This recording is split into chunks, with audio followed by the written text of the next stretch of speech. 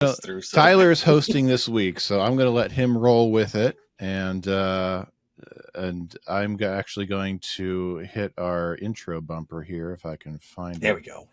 In our there it is. It's orange this week, so here we go. When these dads meet world, watching Boy Meets World. We grew up on the show, now we have kids and host a podcast. We watch each episode and then share our thoughts and grades. When these dads meet world. They want you to take the roles. They do. Again, people, they want you to take the roles. Welcome back to Dads Meet World, your weekly step-by-step deep dive. Other classic TV shows over the years that we want to mention. I am one of your dads, Tyler. Join with me, as always. Dad number 2, Brett. We are the Timmers. Yes, we are the Timmers. And joining us, this is very special for us good-looking people because we have our very first non-family and non-friend before recording, and clearly going to be a best friend of ours for a long time now after this. We have someone very special from a podcast that's also talked about Boy Meets World. We have Chance. Chance, Cory, how the heck are you? I'm good. Yeah, I was like, am I dad number 3 then? You are. Yes, you're dad number 3. Yes, oh my gosh, Brett, we also have our first non-us dad on. Yes. Oh, that's exciting. Yes. Does that mean he's the death chair? I was not a dad when I started our podcast. But now I am. Yes. Not a dad when you started your podcast, and now you are. So, Chance, tell us a little bit about your podcast for Dads Meet World. In fact, you guys have just recently wrapped up coverage of all of the seasons of Dads Meet World, right? Yes, Dads Meet World Fever. Dads Meet World Fever, exactly. We're Boy Meets World Fever. Me and my best friend just wanted something to do together, and we actually had the whole podcast planned out. A lot of people make jokes about white guys starting podcasts during the pandemic. And we had everything planned out by February of 2020. And we recorded our first episode a week before the pandemic. Nice. So I don't think we fit the stereotype.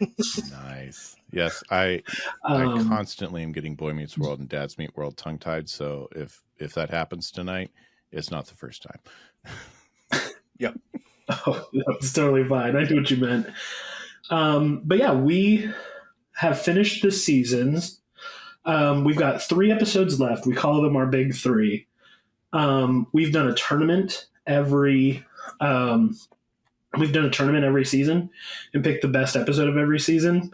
And we've got one final tournament to go. It's been tricky getting all of the votes we've wanted, putting it together. We're going to take our 8 lowest rated episodes and put them against each other. Ooh. And we've got one more. This may be more than you want to know, but our podcast, kind of our gimmick when we started, was that we treat everything you see in Boy Meets World as like kind of like scriptural canon. Mm-hmm. Me and my co-host are kind of like theology nerds, like academic theology nerds. So we treat the whole show as scriptural canon. And if something like contradicts, we have to figure out why it's not a contradiction in the show. It's it's fully in line with the canon. So, so we have one final episode. It's our big episode. We call it the sacred timeline. We're going to explain the whole timeline. Nice. When things happened, when changes in the time stream happened. We're going to lay out the whole sacred timeline. Nice. Very nice. Yes. We've done a lot of head canonizing ourselves here through the first 3.5 seasons, particularly around more often than Shawn's not, it's family tree. Yeah. A lot of times. Say that again. Sorry. Go ahead. Oh no, you're the one Oh, that's it's me. talking. Go Okay. ahead. Sorry. I always forget there's a bit of a lag from this microphone into there into me. So, anywho, I was going to say a lot of times it's like, hey, here's what I was thinking about this. And the other of us goes, sure, I can't think of a better reason.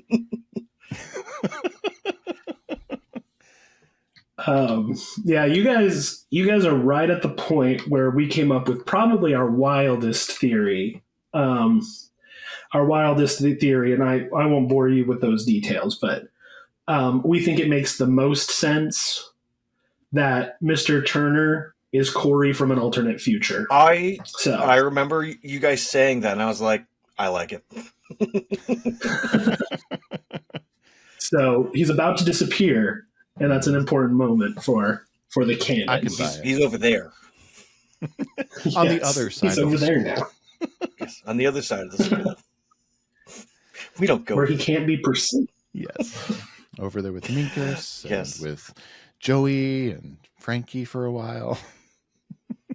Yeah, so Maybe if you TK, have who not, knows? good looking people, if you have not checked out Boy Meets World Fever, I do recommend it. I did a big deep dive a few weeks/months ago, and really enjoyed my time there. And I did go back to see what you guys said about this episode this week, so I do recommend it. It's kind of similar to us, but different vibe, I'd say. So yeah, good times all around. And one of the reasons that we started this, pulling the curtain back just a smidgen, is we just love talking about this show when we were just hanging out, the two of us, and so we were like, we might as well just record it. So, Brett, you want to hit us with that synopsis? All right. Good looking people. We are looking at season 4, episode 13. I mentioned last week we are officially halfway through the series and halfway through this season. We are officially at Wednesday, if this was a week for the series. B&B's B&B. Shawn, in a crazy scheme to get his economics project done and make some real money at the same time, convinces Cory to turn Feeny's quaint home into a bed and breakfast while their unsuspecting teacher is out of town. Meanwhile, Eric and Feeny surprise each other when they bump into each other in Boston and start to develop a friendship. This episode, written by Mark Blutman and Howard Busgang, directed by Jeff McCracken, season 4 hero, originally aired January 3rd, 1997, our first episode back after that wonderful episode that we covered last week. Lowest rated episode for the season for us. IMDb rating. We were not nice with that one last week. Currently enjoys an IMDb rating of 8.0. Now, Chance, we like to play Guess the Nielsen numbers. So last week's episode, Easy Street, pulled in a 14.3, and we had about a 3-week break between 1996 and 1997. So coming back after a 3-week break, first show of the new year, Friday night, TGIF in its heyday. What do you guys think B&B's B&B pulled in for their Friday night numbers? I don't really know how the Nielsen ratings work. I'm not going to lie to you, but it's got to, from Easy Street to B&B's B&B, it's got to be doubled. I appreciate your confidence. 28. I would have to look. Whatever doubled means in Nielsen ratings, I don't know how they work. I would have to look. I don't. I'll give you this much. I don't know that Boy Meets World ever pulled in a 28 share. No. Probably not. But the plain and simple, the dirty is 14.3. It would be roughly 14.3 million houses tuned in with Nielsen boxes. Okay, fair enough. Yeah. I'm just going to assume that it took a tank because of it being 3 weeks after a turd of an episode. So let's just go with 11. 11. Okay. All right. So Chance doubles it. Uh-oh. Tyler has 11. Yeah. I was on well, time. Well, Tyler, if it were Price is Right rules, you'd win, but it actually took a bump. 14.85. Yeah. Slight bump. I mean, this is a great episode, okay. so it deserves it. Yeah. So, and also, before we get into it, as I mentioned, Chick Like Me should, in production order, Chick Like Me was intended to run before this one, as well as before Wheels. So, just noting that for anyone who is curious about that. Huh, So, I Tyler, didn't know that. yeah, Tyler, if you're ready, take us away with B&B's B&B BBB. All right, so we start off B and B and B and B and B and B and B and B's. In the Matthews kitchen, apparently, Eric is getting ready to go to a camping store show. Now, I will say that not in the camping world, I know about these, but in the hardware world, these are very popular. They're very important. You send, like your top employees like to go see the different new items coming out, the things for them to sell, and they get new toys and little things for them to take back with them. Just Chance, and also good looking people. My dad used to work for a hardware store, so he's gone all over the place. Actually, I remember him saying one time that he was really scared of flying and didn't want to fly ever. And then the day he decided, okay, I think I'm going to go and I'll fly to this next place, 9/11 happened. I was going to ask if 9/11 happened. I was like, that's got to be it, right? Yep. So, for as far as like a hardware like show, like could go anywhere, Chicago, Dallas, those things happen all over the place. So, having a camping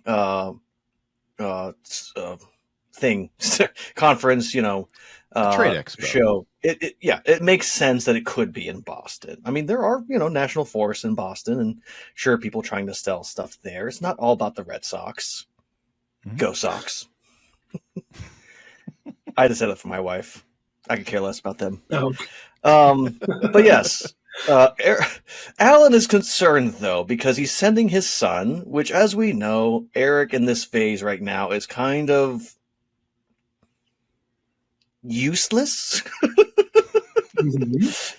I mean, he is great for way of putting it. Yes, I think that's the nicest way to say it this season. He is either super insightful or yeah. Yes. I like that. Yeah. Yes. Yeah. Thank you. I knew I could get away with that, and you'd come up with that. So yes, he's trying to say, hey, you got to pay attention. You got to go to the meetings. You have to work. This is not fun. And he goes, how could you think of this of me? And all of a sudden, Cory pops in with, oh, you forgot your book, How to Get Away with Things and Be Innocent to Your Dad. It's true. It's such a sitcom moment. Yes. Like, How to perfect. act innocent when your father catches you. I love the way that Cory frames it. Yeah, it's perfect. It's almost like if this was a real book, it would be like us trying to show that this is a book and it'll work. Yes.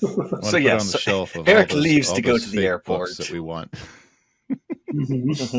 Now, I will say, if this was an episode where Feeny wasn't also traveling, spoiler alert, this would be a perfect way to say, hey, Eric's not in this episode. He's going to a conference. But, yeah. Yes, but quickly follows. It's a wild day. What? Sorry. I said it's a kind of a wild setup because of all the new sets. Mm-hmm. They did put together. That was a really nice hotel bar set that they threw together on that. And it wasn't just Chubby's. Yes. We've had plenty of talks about this is Chubby's. That is Turner's Classroom. I look. That should have been the Italian restaurant from Easy Street. But yeah, I mean that was not a Chubby's redressing. That was a really nice set. Mm-hmm. Yeah, why not? Why didn't they use this one? Who knows? Yeah. Oh well. But Feeny stumbles into the Matthews kitchen. Since I have two people besides me sitting here thinking about this now, Feeny is really actively involved in the Matthews' family. just he leans on them a lot. I know they're neighbors and all, but good Lord, it's like he's like the crazy uncle of their family, essentially, at this point. Fair. Yeah. I mean, he has 3 note cards detailing which plants get water, which plants get sun, and what was the third one? I don't remember off the top of my head. Vitamins. Yes. Yeah, I will say I didn't do a deep dive on how to give plants vitamins, but I mean, like, I just can imagine him having special spray bottles that are vitamins. That's just, it's a sprayer. It's a dusting. Yeah. I mean, it's not really that hard. Compost? But I don't know. Yeah.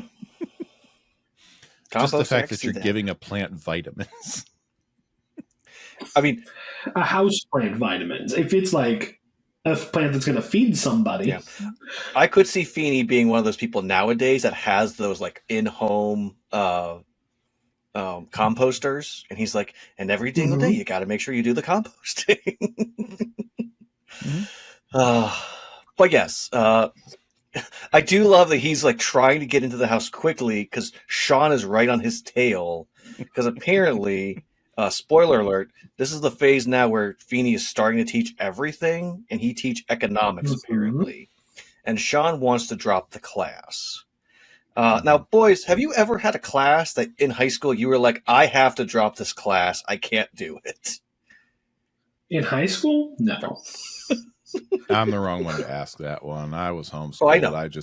I took what the state said I had to take. Well, I mean, maybe a little too far. I did drop out of high school for an entire year. So, I mean, well, if that counts. You dropped all the classes. I was 15. My parents were really in the picture, and I was just like, I'm out. Well, there you go. You were Shawn. Fair. I was, but in our podcast, Cameron lived a very normal middle class life, and I was abandoned by my parents as a teenager and did what I wanted. That is fair. You needed a Turner. Did he go to the other side of your school? No, I never had my Turner. That's sad. Okay, but I did finish high school after. So okay. Excellent. Okay, since we're talking about Feeny teaching everything at the school, is he still the principal, do we think? Because we've zoomed all the way to our core 3's junior year here. Since he's teaching all of these classes and not just history, is he still a principal? Sorry, the principal? What does it mean to be a principal anymore, Brett? I think probably... Because I think you could also read this as like Shawn is hounding the principal to let him drop the class. He may not be an economics teacher. That's being very generous to the show. That is being very kind. Tyler never has problems with the writers of the show. Nope. Never. The all Feeny is quite... it's definitely a thing. It's not untrue. See, this is where we need Eli to come in and be the economics teacher. Just get him in for a scene. That would have made sense. That would require them to respect Eli enough to give him something. Yeah. As contract is up at the end of season 3. It started in season 3. Yeah, I still love this show, but I've kind of lost all grace with it as well. That's fair. I feel like the fact that I love the show so much is why I can be as rough with it as I can at times. It's true. Yeah. So apparently we learned that apparently Feeny or whoever potentially the teacher is in economics starts talking about economics, and then it goes woohoo! This is Just Shawn in every class. Wonderful little sight gag. I love it. I do. I love it. It's one of my favorite like Shawn-isms. It's just like woohoo! I mean, Brett and I have both worked with teenage boys and girls. That sounded really weird. We worked with teenagers as a whole for many years now combined. And like this fits so well with so many teenagers we've interacted with. He will never hear this, but Mhm. my 15-year-old is prime example of this. And he'll never hear this just because he doesn't listen to the podcast. But he is prime example. I can say we talked about, we're recording this on Monday, May 13th. This is just a couple of days removed from the major geoelectric storm that we had over the weekend, where the sun erupted. We had all kinds of energy hitting the Earth's electromagnetosphere. I explained to our 15-year-old what was going on to cause all these lights. And we live in Ohio. And we actually, right in my front yard, I was able to go out and grab some pictures, some really cool pictures of what it looked like. And he was so excited. I explained to him what was causing it, everything that was going on. He grabbed some pictures. I grabbed some pictures. Sunday afternoon, this was Friday night, 10 o'clock, roughly. Sunday afternoon, he comes to my wife and I and is all excited. He just found out what it was that caused all of these cool lights. I'm like, Toby, Yep. I told you about that on Friday. So, yes, Shawn is exactly every teenage boy. Woohoo! Yes. Yep. Man, I'm so jealous because I love the Northern Lights. I grew up in northern Montana, but now I live on the south side of Oklahoma City. And it was just weak enough here, and the lights from the city to the north just bright enough that like it just drowned out all of the northern lights in the sky. That's sad. That's rough. I'm sorry. It was, but I've seen them before, so that's good. Yeah. So Brett, and Chance, I'm sorry. Sometimes I do that for my segues, but I have to remember I have another here. We have a triangle. See, you're already in a new relationship. You're in a triangle. You're in a triangle, Feeny. Rachel. I'm okay. We'll get there, good-looking people.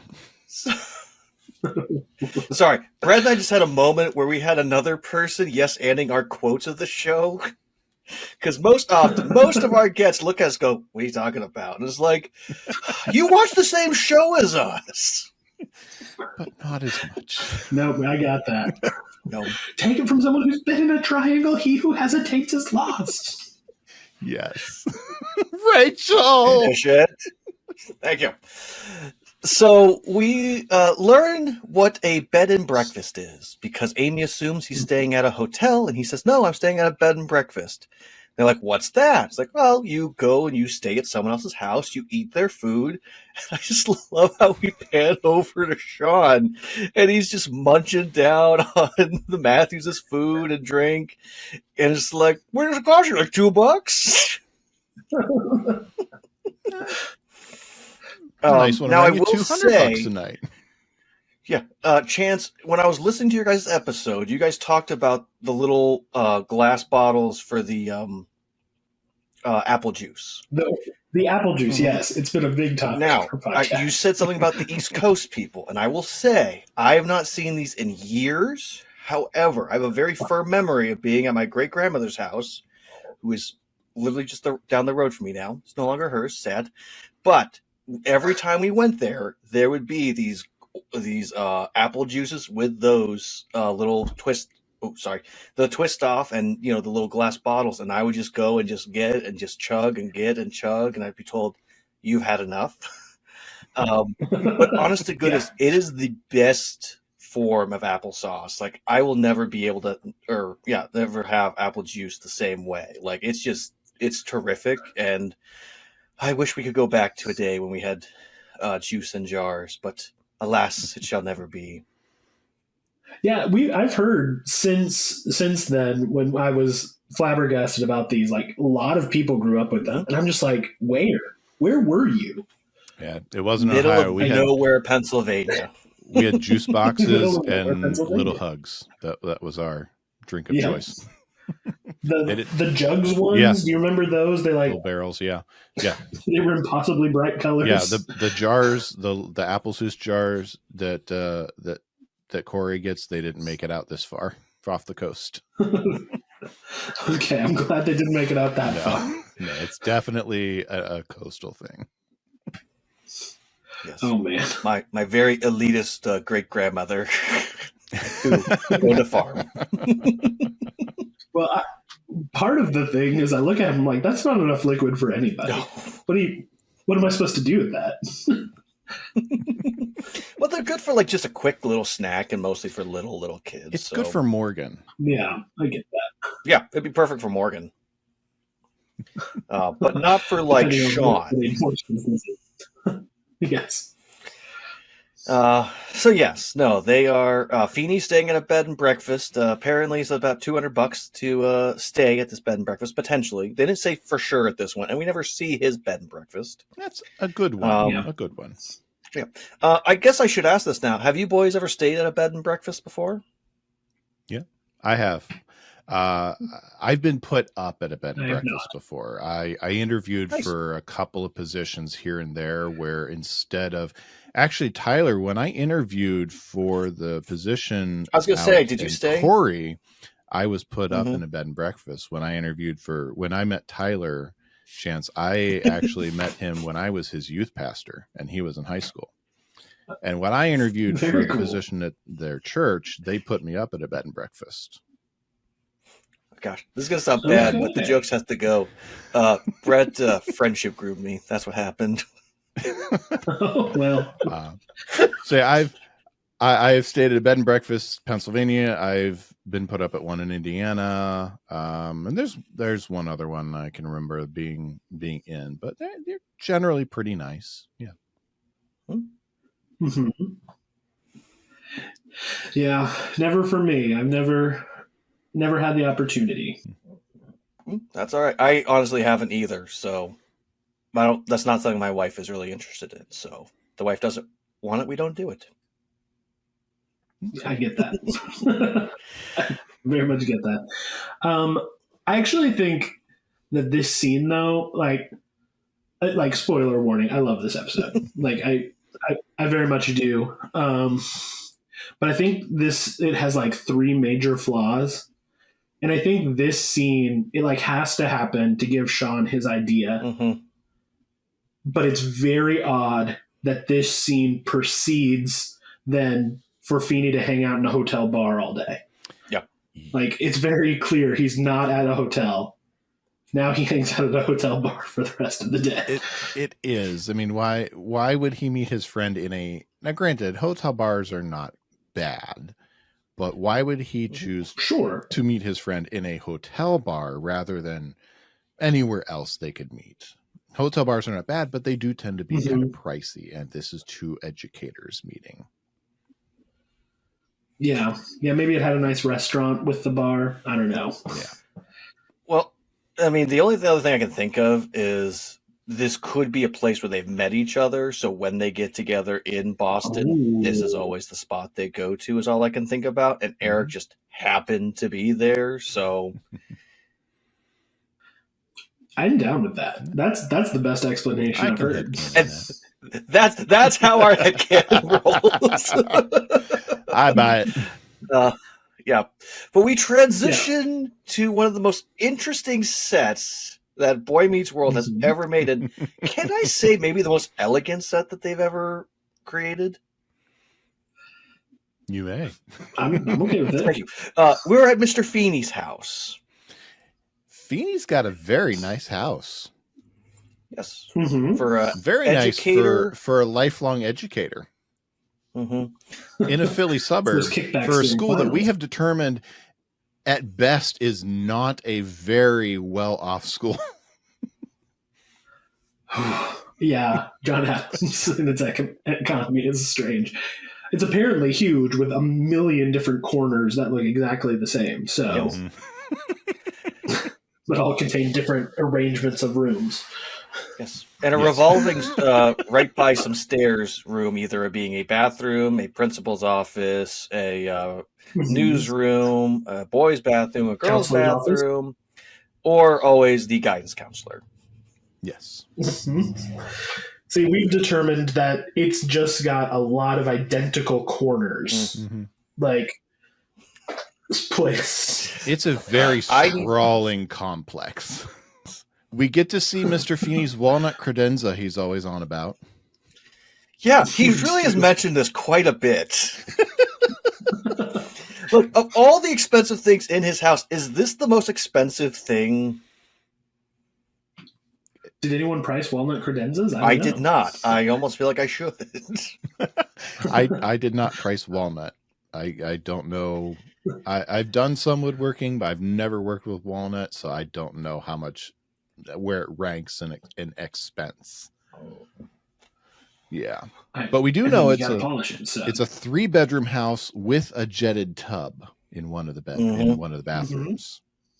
So Feeney's got a very swanky house. He works for an all but failing school district. He has a very swanky 3-bedroom house with effectively a hot tub in one of his bathrooms. Feeney's got a side hustle somewhere, or he inherited the house. I was about to say, we don't know what the life insurance on his late wife was. Yes. Well, and I will say this episode kind of doesn't mention the wife, although I feel like they should have. We'll get there. That's one of my little beefs of this episode. But yeah, we're in the nicest house that this show has shown us so far. Because even some of the quote unquote like popular people's houses, all we ever see is the basement, and strangely, it looks like the same basement every time. It's somehow the same closet too. Closet. No. It's just one big gated community that just replicated the same house. Okay, that is a great headcanon into this as well. Because I will say, in reference to this show, like, you know, I don't know how you feel about if they're actually next door neighbors or they're neighbors like adjacent, like behind, because of the way it all lays out. But technically, their houses could be almost identical or close enough. So the Matthews have 3 rooms. He has 3 rooms. That makes sense. It could, yeah. It's a good idea. Maybe it's all one gated community next to one trailer park, next to one movie theater or drive-in movie theater. Oh, that makes sense. They could be the trailer park could be just outside the fence, which is why he can still get there pretty easily, but why no one goes there. They have their own fence. Yep. So anywho, I've never been to Philadelphia, but this is an incredibly walkable part of Philadelphia. Yes. Oh, we did some math. I did some math a few weeks ago when Cory was looking for Chet's dad, and I figured out a suburb of Philly that Boy Meets World conceivably takes place in. I'd have to go back and look at my notes to figure out where it is, but I did find a suburb that it conceivably takes place in. Okay. I feel like that wouldn't be too difficult, right? Yeah. You could easily cut this out, Brett, but maybe we need to do like a TikTok video, like for the kids, and like go to different parts of Philadelphia and be like, "Where's Chubby's? Where's a special restaurant? Phil's Grill." Like all these quote unquote landmark locations in Philadelphia. Where's the Philadelphia mob Italian restaurant that does a great takeout business? It is a great. Oh man, I did. So in preparation for this, I listened to your guys' episode on that. You guys were way too kind on an episode whose like moral at the end. They're like heart to heart moment. Their message to the kids is, "Don't join the mob." Yeah. Yeah. That's also my issue with it is like, I mean, are there bad mobsters anymore? We don't know. They're different kind of mobsters now. Remember? Yes, they are different mobsters. They got into stuff that we don't get into on our podcast. Yes. Yes, one of them is currently ruining a website that was formerly called Twitter. Oh, let's not go there. So anyway, we're at the swankiest place, Feeny's place, Feeny's place. and so Cory's going around. He's spraying the different plants. Shawn is there, kind of just looking at things, and Cory's trying to say it's just a house. It's not just a house. This is Feeny's house, and he's trying to figure out stuff. I guess maybe get into the mind of Feeny now that he's at his house. Although it's a really well organized and clean house, that's for sure. Definitely has not had children there. I do love this. Cory finds a paper that has his name on it. It says, "Ooh, my history paper. You fool, Feeny." It's like, Cory, you fool. Put down the paper. Feeny knew Cory was going to wind up in the house. Oh, yeah. I do love that. Amy just gives the keys to Cory. Is like, yeah, of course you're going to go over and do that. Don't kill anything. Yeah, Feeny knew that Amy was not going to be taking care of these plants. Yes. Yeah. And all of a sudden, you hear a scream. It's Shawn. What's the matter, Shawn? Oh, I thought I saw a poster of me. But it was just a mirror. In what world would a teacher who's been teaching for over 30 plus years have a poster of one of their students? I don't know. It's a good question, but it's a good joke. It is. And it's Shawn. I can buy that Shawn would expect to see a poster of himself in Feeny's house. Yeah. He believes Feeny's out to get him. This is the part we've discovered that he has jets in his bathtub. I do love Cory's response. Ooh, kooky. It was a lot rarer back then. Yeah. It was. But and Alan and Amy have it too. They do. Oh, that's true. They do. Huh? But it was an anniversary present, and they saved up for it. Well, conceivably, Alan saved up for it, and until Reginald Fairfield messed up with it. Reginald Fairfield. Oh my gosh! As big as the Beatles. Yes, but this is the point where Shawn says, "I think I'm gonna go start working on my economics project," and Cory's like, "Good for you." And then he gets really creeped out because he's at Feeny's house all by himself. Which, if I were Cory, I would too. Now, again, if he has been his neighbor his whole entire life, this is the first time Cory's going in there to take care of the plants. Would you let Cory in your house? Up until this, Cory's a junior in high school. Up until this point, if I were Feeny, I would never trust him in my house. Cory's not even old enough to drive yet at this point. And until this point, Cory has been throwing balls in his yard, CDs into his window onto his walnut credenza. I mean, Cory has not proven himself responsible enough to go in the door. And this is not the type of neighbor relationship where they're having Thanksgiving dinner together in Mr. Feeny's house.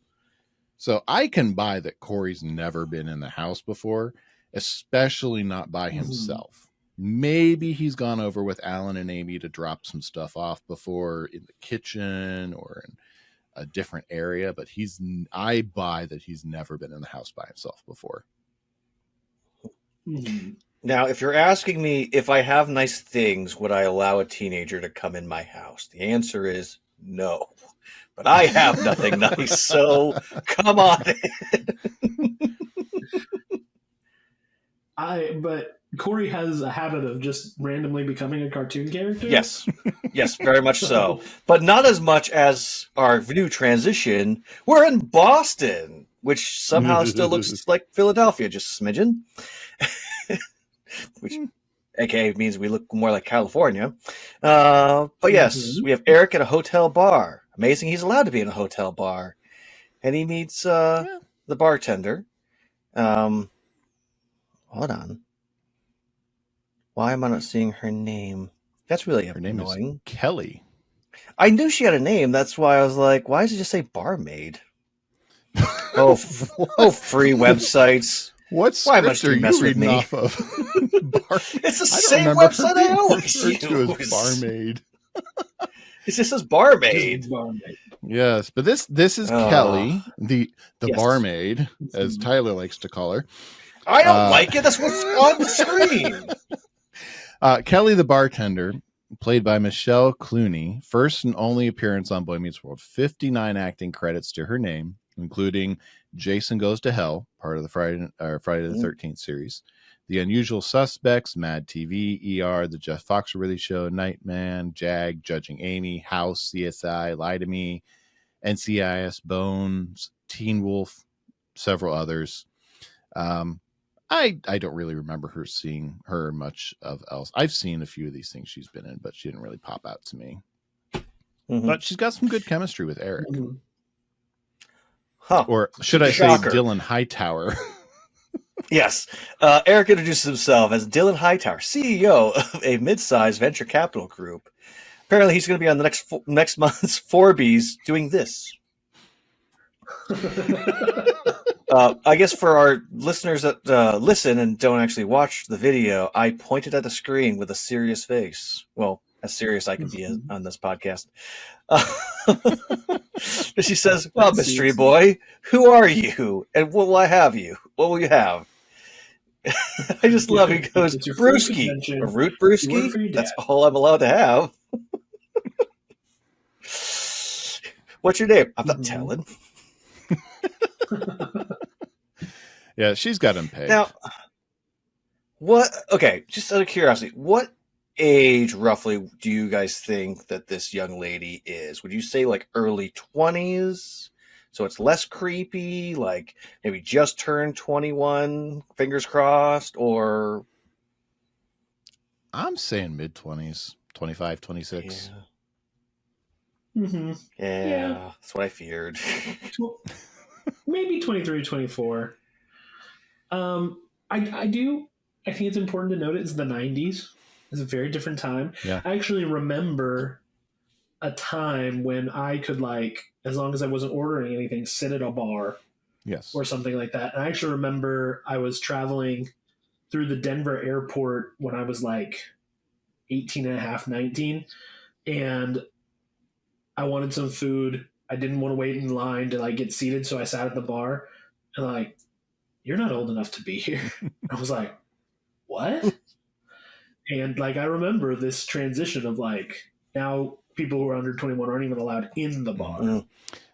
That was a pretty big change, like early 2000s. Yeah, and this is a hotel bar. So I mean, they're 90s hotel bar. They're not really concerned about carding anyone coming in there. If you can stay at the hotel and rent a room, you can come in. Yeah. Well, and there's a very strong chance that there's also more of a restaurant attached to this bar as well. So, which is all fair.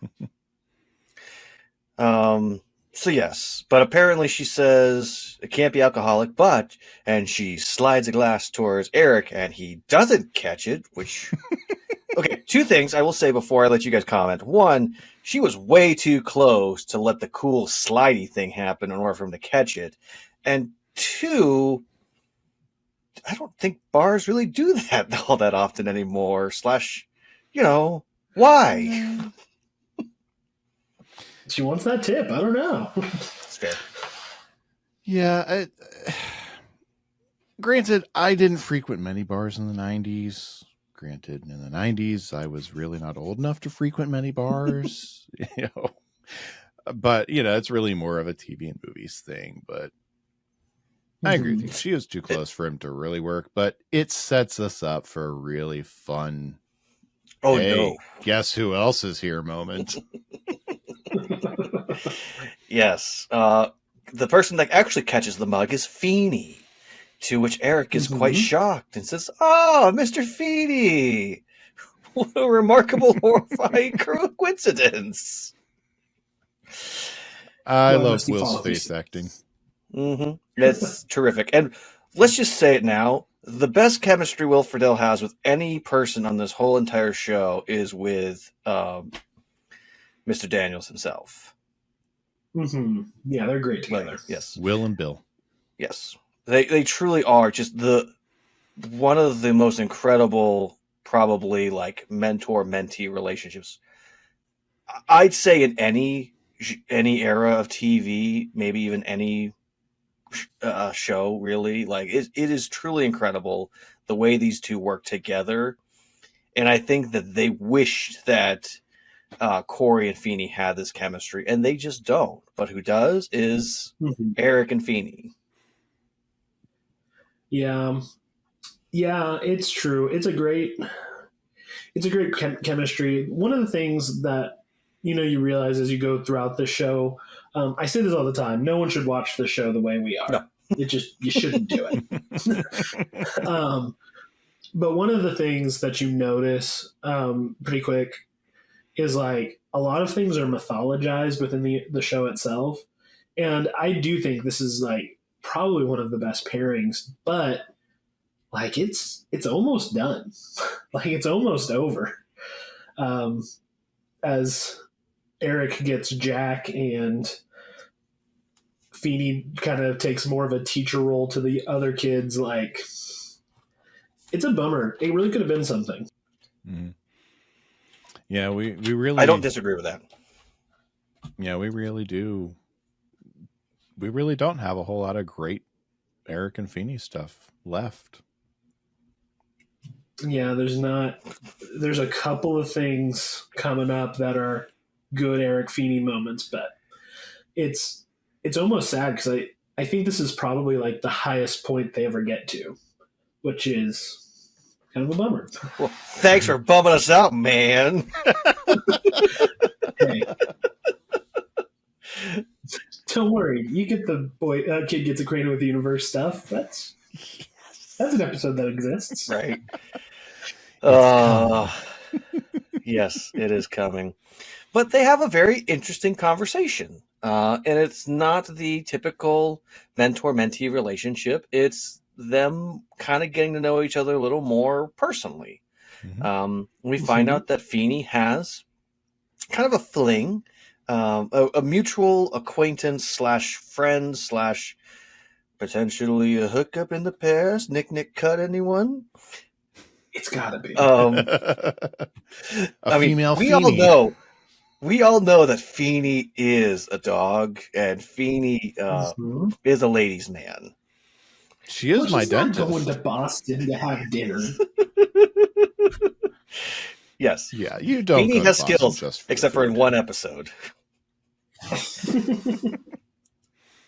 Yes. And so, yes, we learn that there's a teacher in Boston that Feeny will come out and we'll see her a few times a year. She'll come out and see him a few times a year. Excuse me. And apparently every time they get together, they talk about, throwing everything away, throwing their careers away and just, starting their lives out together. And every time they say no and they look at each other and, wish that things could be different and it's not different. And he says, well, I think it's my turn to ask her, which is a sad tradition and ritual that these two have of two people that love each other, but maybe aren't head over heels. I'll throw away everything for you. So, and I respect that. And they do say this has been going on for about 15 years now. And we don't have a firm timeline on when Feeny's wife passed away, but I was talking with my wife about this, and I said, what if they met each other in like a grief counseling like retreat of some form of maybe she's also a widow. And so the two of them have had that love of, I'll drop anything for you for this person. And they don't have that for each other. Although they have a history and a love for each other. It's just not, it's not the kind that he used to have as his wife. He never says his wife, but, inferring. But what are your guys' thoughts on this? I think that's probably the best explanation I could see coming up with it, because we don't really have any other good reason for Feeny to have a connection in Boston that he'd have that relationship with. I mean, he's been a Philly man for who knows how long. He's got that cabin up in the mountains, but that predates Philly. And, I like the idea of a grief counseling connection, but it's such a sad tradition that he has with her that they have this spark, but it's just not enough. I could see like because I think correct me if I'm wrong, but I think they do eventually like canonize Feeny as from Boston. Mm-hmm. Yeah. So I could see grief counseling for sure. I could also see like childhood friend, maybe old girlfriend in high school, something like that. Mm-hmm. But yeah, I like grief counseling. College I mean, it would sweetheart. make sense. Right, it would make sense if it was a girlfriend from way back when that they've had this tradition Mhm. after his wife passed away. But the way they make it sound is if they've only known each other for 15 years. Yeah, that could be true. Mm-hmm. I mean, he's a young man of about 50 right now, so who knows how long this has been going on. Yes, people aged much differently in the 90s. Yeah. Chance, did you ever look up the age difference between Feeney's character and William Daniels' actual age at the time of the show? Oh, I guess I never have. They're off by like 20 years. Okay, he's 20 years older. Mm-hmm. That makes sense. Yeah. He wears the years well. He does. I do love, he says, and then we go back to our regular lives, and Eric goes, back to me and Cory. You're killing my story. I love that Feeny is this open with Eric, and it's unprompted. Mm-hmm. He's just Mm-hmm. he's sitting at the table with him, and he's just opening up. There's no pretense. Yeah. There's no cat and mouse game. He's just, look, I'm going to tell you this story. Mm-hmm. And he seems very excited to tell him the story. Mm-hmm. Like, he seems like, because he's like, okay, I'll tell you what I'm doing. And Eric's like, I didn't ask. Well, and one of the things we've been talking about too a lot is we're seeing more of George this season and less of Feeny, which is really interesting and really fun so far. Mm-hmm. They got to do something with all the Tony Quinn they cut out. So. Yeah. Yeah. Stupid show. Sorry, didn't mean to bum you out there. I need you to add a new sound effect every time Chance brings up something sad. Just go womp womp. That works. I made a sound effect. Yes.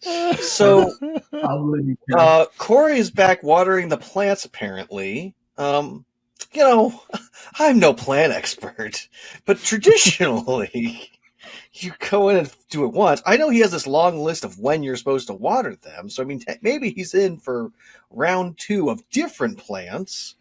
But yes, he discovers that Shawn is there, which is odd because he came alone. So why is Shawn there? Dressed nicely. Do you have? I say, Brett, do you have any of this stuff clipped? Not before the act break. I don't have an answer that wouldn't upset you. What did you say? I have a little bit. I have clips after the act break. Okay, that's fine. I wanted the clarification before I started talking. And you said stop talking because I have it clipped. Yeah, Chance, that's one of our favorite running gags. I have no idea what clips Brett has, what he doesn't have. So sometimes he'll let me go for like 5 minutes explaining a scene. He'll go, I have it clipped, just so you know. It's like, well, thanks for telling me. So anywho, yeah. So Shawn is there, and Cory is quite concerned and confused. And I do love Shawn says, I don't have an answer that won't upset you. Can you rotate these plants just a little? And I just love how Cory's like, no, tell me the truth. What are you doing here? But don't tell me. Lie. Tell me what you're doing here, but lie. So he hands the clipboard over, and Cory's like, "Oh, this is adorable. You have a bed and breakfast. You have a name, and $200 or $200 a night, and cute names like the Timmers." We are the Timmers. Yes, and all of a sudden, old couple walks in. Cory goes, "Who are you?" We are the Timmers.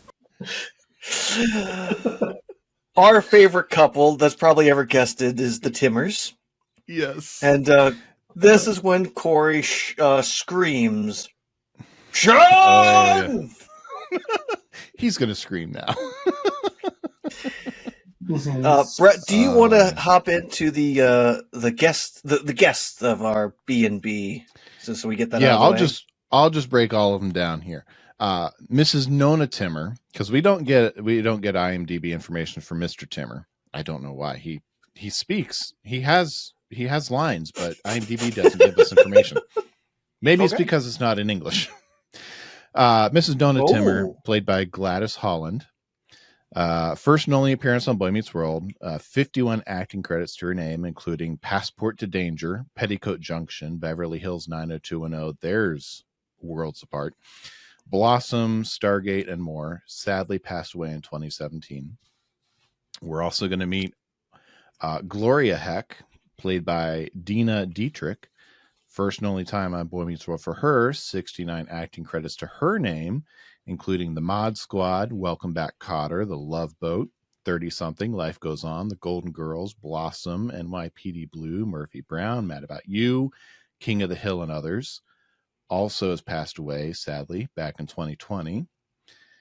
And we're going to meet Arnie Heck, played by Len Lesser. First and only time we'll see him on Boy Meets World. 195 acting credits to his name, including shows like Dragnet, Gunsmoke, Get Smart, The Monkees, Worlds Colliding there, The Love Boat, Airwolf, 30-something, Mad About You, Smart Guy, Sabrina the Teenage Witch, some TGIF connections there, but no Step by Step. Sorry, Tyler. Everybody Loves Raymond, ER, Castle, but what probably a lot of people from, especially my generation, know, this was Uncle Leo from Seinfeld. Sadly, he did pass away in 2011. And so those are our guests that we have information from. The more parks we don't get any information from because they don't speak. They're just extras, basically. I just love this kind of lore to this for all of the guests that aren't them. Like, none of the other guests know who they are or anything about them. It's just, hey, they've eaten. The honeymooners have eaten. Honeymooners have eaten. Yes. So, what point do you have clip, Brett? Well, I'll start off with Shawn telling Cory that Feeny left us the keys. Feeny left us the keys to his house. He knows this is going to happen. He wants this to happen. Cory, if you're going to stay at my bed and breakfast, I'm going to have to ask you to keep your voice down. The more Parks are upstairs napping. Newlyweds, they're here in the honeymoon package. Hey, put that down. We are the Timmers. Cory, they're Dutch. Please, allow me. Gooi het in de lucht and see for yourself how leaked it is.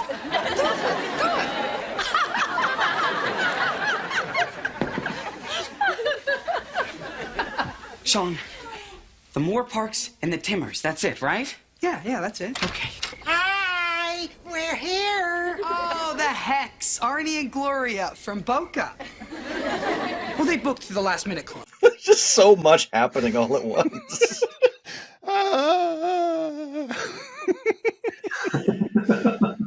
Oh, yes. Shawn is quite the entrepreneur. He's got packages, the honeymoon package, the last minute package. He knows. We get more Shawn savant language, Shawn, picking up Dutch. Mm-hmm. I don't know if that's actually Dutch. It sounds a lot like just slurred English. I will say, though, being that the Pennsylvania connection, there is the Pennsylvania Dutch or the Amish, so true. It would not surprise me if at any point in his travels that he has been around Amish for an extended period of time and has picked up some German or some Pennsylvania Dutch from them, thus being able to talk regular-ish, close enough-ish Dutch. Now, again, I didn't look up to see is it actual real Dutch, but let's just say it is, because let's live in a happy world. Boy Meets World Don't is ruin not it, Chance. reality, other universe. We long ago figured out this is not our universe, not our reality. This is another reality. Oh, no. Absolutely not. Very heightened. There are things in this world to make the timeline make sense. There are things in this world. That are things, and that are things. Yes, exactly. But yes, I completely agree with you. Sean's explanation has always been good enough for me. I just speak it. I don't understand it. Yes, that too. Mm-hmm. Yeah. Sean clearly has some kind of meta awareness. I don't know. Now, I will say, when we did the episode where we talked about the Topanga's birthday and the whole wrestling match, I about had an aneurysm because I was like, why? Why is this the plot point? This should not be the case, and he could do both without having to leave. It's true. 20 minutes here and then you're done. Then we go to the party. Yeah. You know, how teenagers just are ringside. Yeah, in every wrestling match. I've never watched one, but The surely. manager would, of course, let it happen. And so back to this episode and the most beautiful set they've ever had in this show. Cory is freaked out, and Shawn is very calm, very rational. He knew this was going to upset Cory, and truly we are seeing Cory's real neurotic, I need to be a goody two shoes coming out this episode. And just, I love the next part, which is just Cory shouting, out, out, I want you all out. This is our bellhop. He's rude and obnoxious. I like him. Here you go, boy chick. Yes. Chance, how do you feel about these guests? Oh, I love these guests. I've already forgotten his name, but you will learn I'm terrible with names. The Mr. Heck Oh, yeah, Arnie. he's just so funny. He's so funny. He's like that stereotype of, I don't know, the loud 90s old man. Get off my No lawn, mini bar, Tyler. no macadamia nuts. And I mean, he probably is that because, like, in most of those things, because I can remember him in Sabrina and I can remember him in Smart Guy, and he is just that. Like, That's the stereotype, that's for sure. yep. He was definitely typecast. He probably made that stereotype for me. In the latter years of his career, he was typecast. Yeah. Yes. And then, Chance, we have struggled a little bit with the next part of this. In general, with this particular character who we love and enjoy and truly want better of. And that is, we meet the concierge, which is Topanga, who unfortunately is just, as we have been saying for a while, she's here. Yeah, she's the biggest disappointment in the show. She's not her acting, not her presence, but just the way the show chooses to use her. She's just there for the money. And it only gets worse. Yeah. She got sucked into Sean's evil scheme. Just for the cash. She got sucked in. Topanga is my second of like my three kind of problems of this episode that I love, because she is legitimately only in this episode, only in it so they can put her in 3 cute costumes. Yeah. Someone had 3 costumes. They thought, I would love to see Danielle in these. And they were like, put her in the episode. It gets really Yeah, obvious that's a in the bummer. tag. Yeah. Yes. Yeah, no, well, and that's the problem too that we've been kind of discussing, because when we first watched this, like, I was a straight up child. So as I've watched it more, I grew up, and literally the real time that I really dived into this was when I was in college. And I was like, oh my gosh, Topanga at this point, she's super, for lack of a better word, she's hot, I love her. And now as an adult, I'm looking, I'm just like, why do they have that child trying to have her be the pretty one? Just let her be. Yeah. Let her talk. Well, it's so obvious. The only time like she's really addressed in this episode is once like you're Corey's girl and once like buy yourself some heels. Yeah. That's not great. Yeah. Welcome to the I mean- 90s when we just she's under contract. We got to get her in here. We haven't really had her in a couple episodes. We got to get her in somehow. Oh wait, look. Yeah. I mean, he gives her cash and she says, it's a living. It's not. Just. You're 16. It's not Maybe a this is living. Danielle. Maybe Danielle was speaking for once. It's a living. I show up. I'm pretty. They hand me things. Let me talk. Yeah. Yeah. It's very strange too, because as the show goes on, like what Topanga wears gets more and more conservative, which I don't really have like an issue necessarily with, but it is weird that as she gets older, what she wears gets more conservative. Mhm. Like Yeah. that seems like it's the wrong way around. Yeah. But I would like the blue dress that they put her in is probably like the quote unquote sexiest thing like she wears in the entire show. Mhm. And it's just like, why are you doing that? Yeah. Mhm. Well, I will say, anytime they have like Amy in a quote unquote revealing something, she's still super covered Mhm. up. Like, she is Yeah. beautiful. There's no way else around it, but it's not like, she is being this, sex symbol in this moment, but it does feel like they're trying to push her in that direction, which is, uncomfortable. And I know one of the nice things about our podcast is we will hear things that is said from the bigger podcast that everyone keeps telling us, did you know that this podcast is out there? It's like, yes, we know. But I've never it is heard of nice- it. What podcast? What? That they are? But yeah, I do like that. Like, she's come out and said, like, they were trying to force me into this role that I was really uncomfortable with, which is sad. Mhm. Yeah. And that bigger podcast you talked about, I am a regular listener. It kind of bums me out more than I wish it did. That's why I stopped. I can't.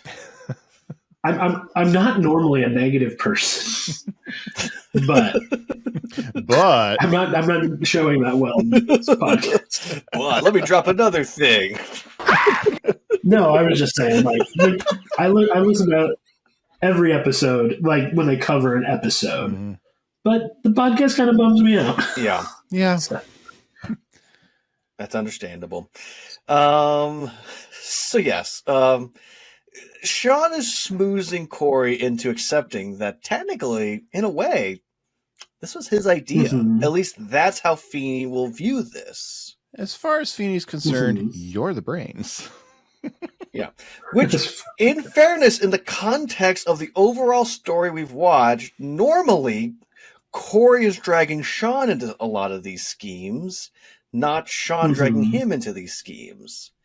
So I do agree in the way that Shawn's thinking about this, that this is how Feeny will view this, which is a Yeah. nice way to, gaslight your friend into doing exactly what you want. Corey had the keys. Corey had the access. Corey's the one that actually understands an economics assignment more than Shawn does. Woo. So I mean, yeah, Shawn's worked it out. hmm And the Timbers want to know, is everything for sale? And Shawn says, yep.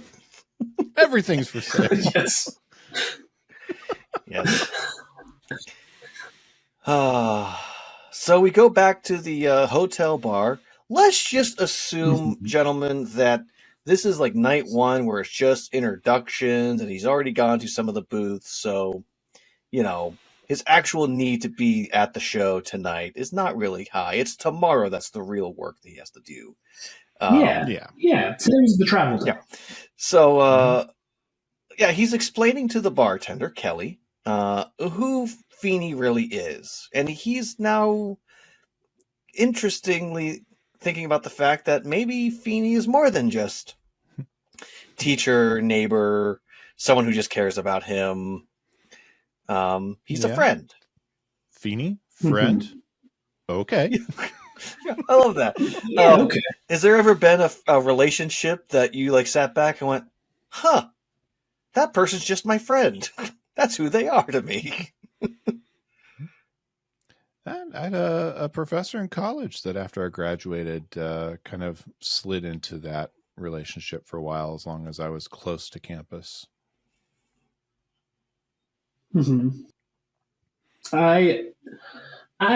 He wasn't actually my professor, but we were part of similar circles. And after I left college and started working at a church in the town that my college was in, I would frequent a wine bar that he would play jazz at that I didn't know, and we became friends. Nice.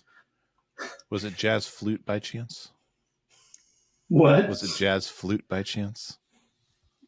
No, he played saxophone and piano. Oh, boo.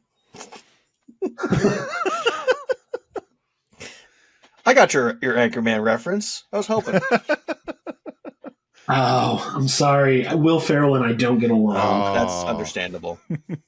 I know I'm weird, but I've just never gotten his humor. No, you're okay.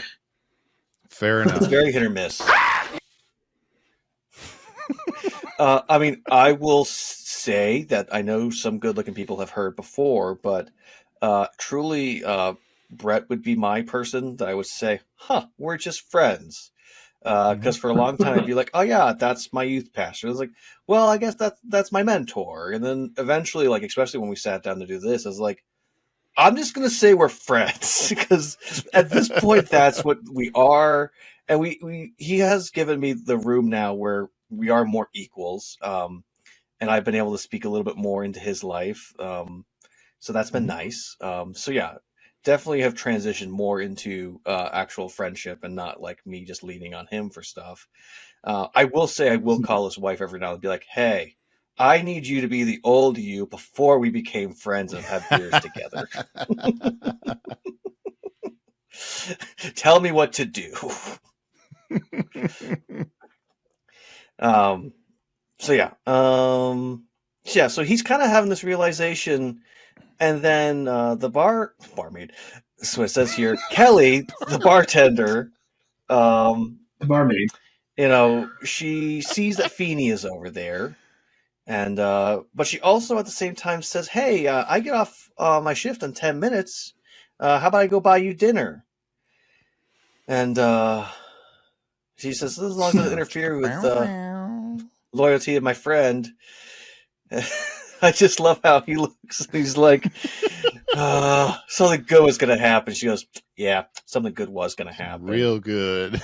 She says something really good. Yes, she does. What is happening? Right. Gee, I wonder what she was hinting at. Yeah, which, I'm just Tyler saying, released the Nick cut.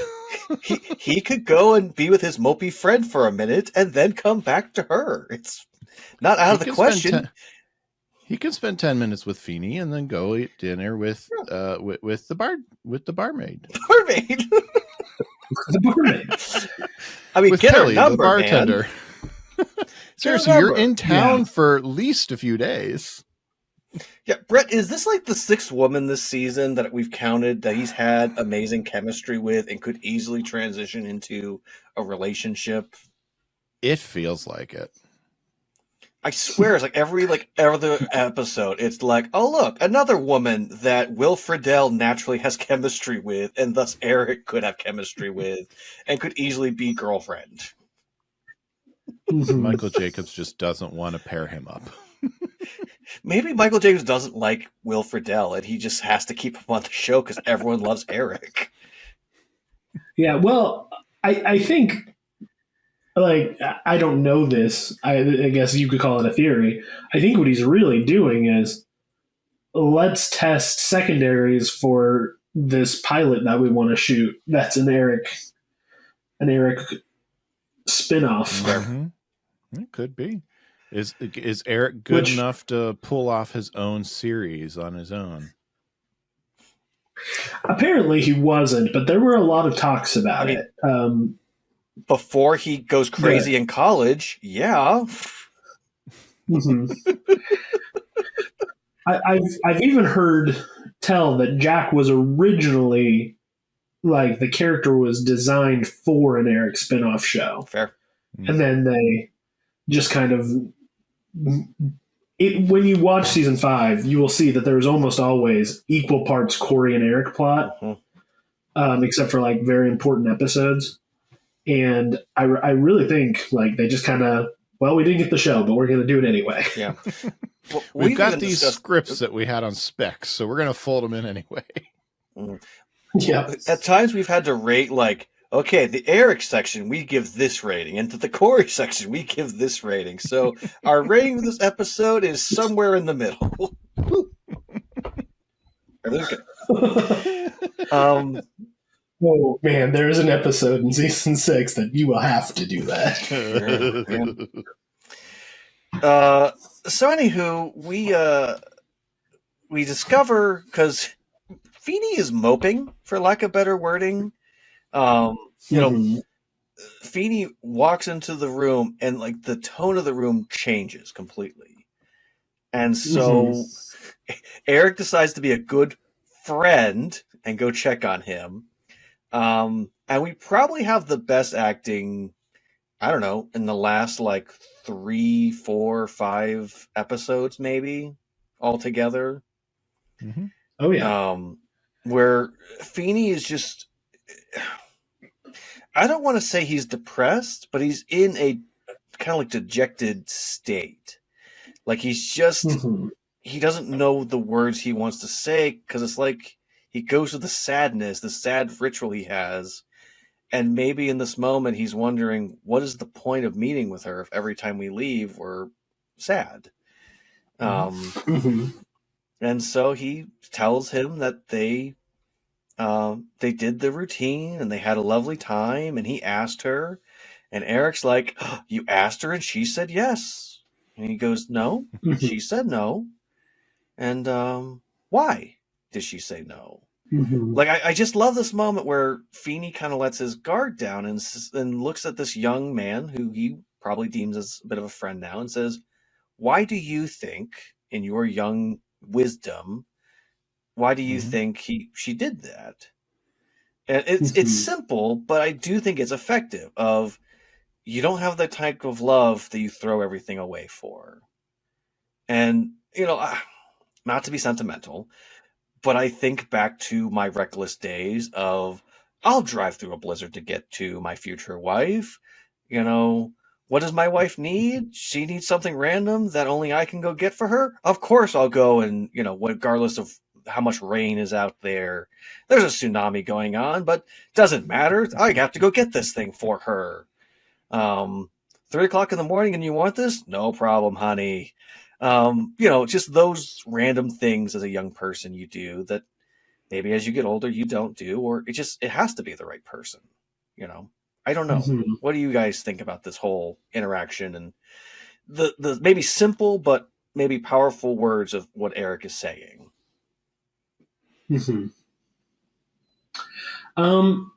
I think this is a really beautiful scene. I've seen it a few times since we originally reviewed it. And I think there's like a lot of subtext going on. I think like Feeny was telling Eric about everything because he was excited for it. And I think there was a part of Feeny that thought she would say yes. And when it went how like he knew it was going to go, but not how he hoped it was going to go, I think it was just a bummer. Yeah. I think he had to kind of reconcile with like this level of rejection. Like, there's a part of you probably that's like, I am not willing to give up my whole career for you, but I'm kind of bummed you're not willing to do that for me. Yeah. And you know it's selfish and you know it's wrong, but at the same time, like, doesn't make it any less there. Yeah.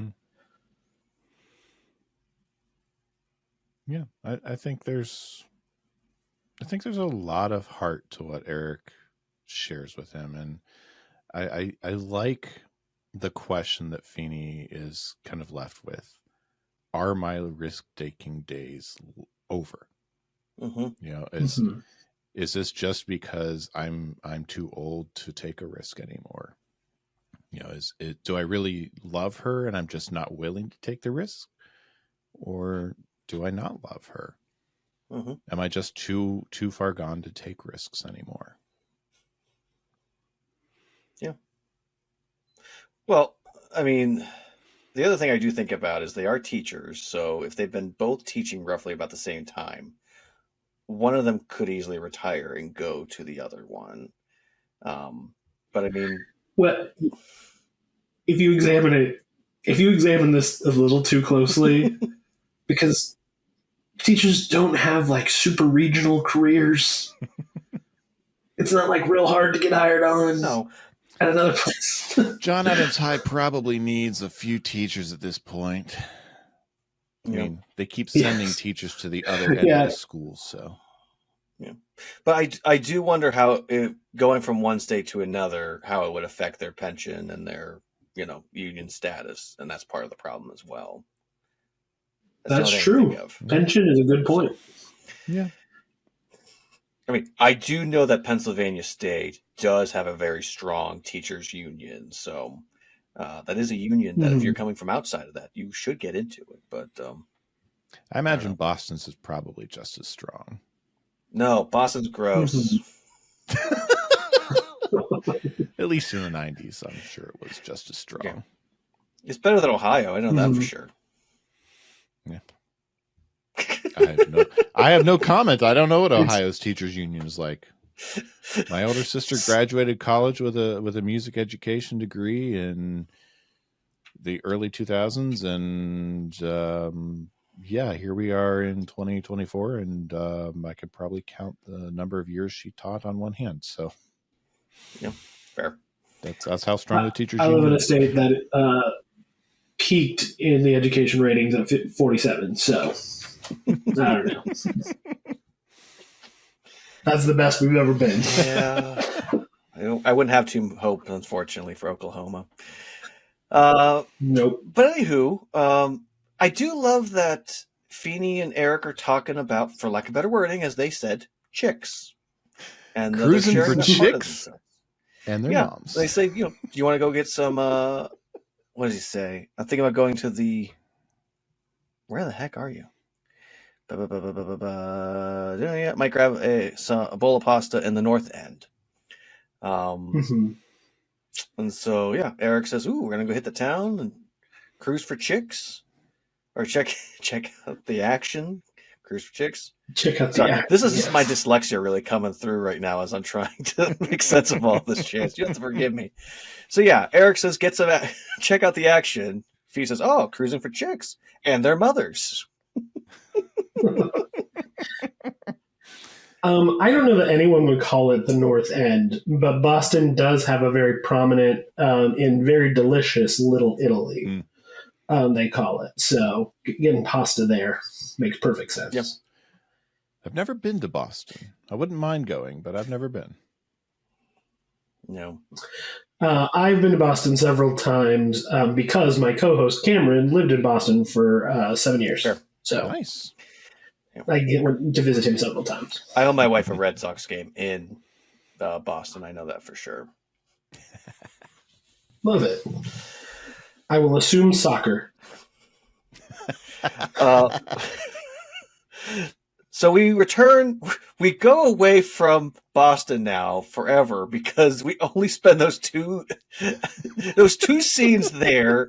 This really nice bar set that they set up for this, and then that's all they get is two scenes. But we go back to the the B&B that Shawn has set up, where they're singing by the light of the silvery moon. With Cory tickling the ivories, which I don't remember ever seeing him play piano before. I don't remember ever seeing him play after this. Yeah, nope. I mean, it's very clear he is not playing it. Oh, very clear. But yeah, he knows this one song. Yeah, one and it done. Looks like me Cory, whenever I'm quote unquote playing music.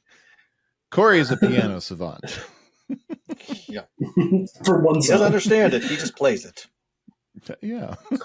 One thing we do learn from Pod Meets World is that, Amy's actress, now I'm forgetting her name, Betsy Randall, taught them all the song. I can see that. I don't know why, but I can definitely see Betsy being the one to teach them that. So they had talked about how in all of their memories, Betsy was singing along with them, but she's not in the scene, and she's like, that's because she taught us the song. I will say I That makes love sense. seeing as much as I give them grief for Cory being the one to play the piano instead of one of the guests. I do love seeing them sing it together. It's a very cute scene together. Oh, it's such a fun scene. Them putting the money in the tip jar, and I don't know, everyone's just very happy. Yeah, Well, it's Cory's very being a pleasant, giant very ham. joyful. Mm-hmm. Yes. Well, thank you. Silvery moon. Yes. That was a good impression. But the more parks have eaten. Mm-hmm. Yes. Yes, everyone is very excited for people they've never met before. Yes, and Topanga says one of her three lines this episode. Don't forget, tomorrow morning, sunrise walk, wear comfortable shoes. Mm-hmm. And everyone says goodnight. And Topanga, right on your pillow. Yep, that's another line she has. Mint on the pillow. Here's another 5 spot. I do wonder how much money she made on tips alone that weekend. I mean, Cory makes $42 for his one song, so. Yeah. So Topanga probably made at least as much each day. Now, how many? Feeny talks about the Moore Parks had booked for 2 nights. How many days did Shawn run his BB&B? Was it just 2 nights, or was it 3?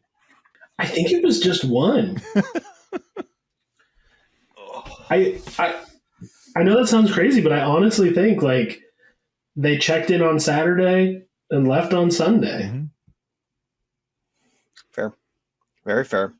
Except for the Moore Parks. It does make it sound like it's only the one night that they're there for, even though logistically, it wouldn't have been, but who cares? Yeah. This world isn't real. It's like the Power Rangers breathing on the moon.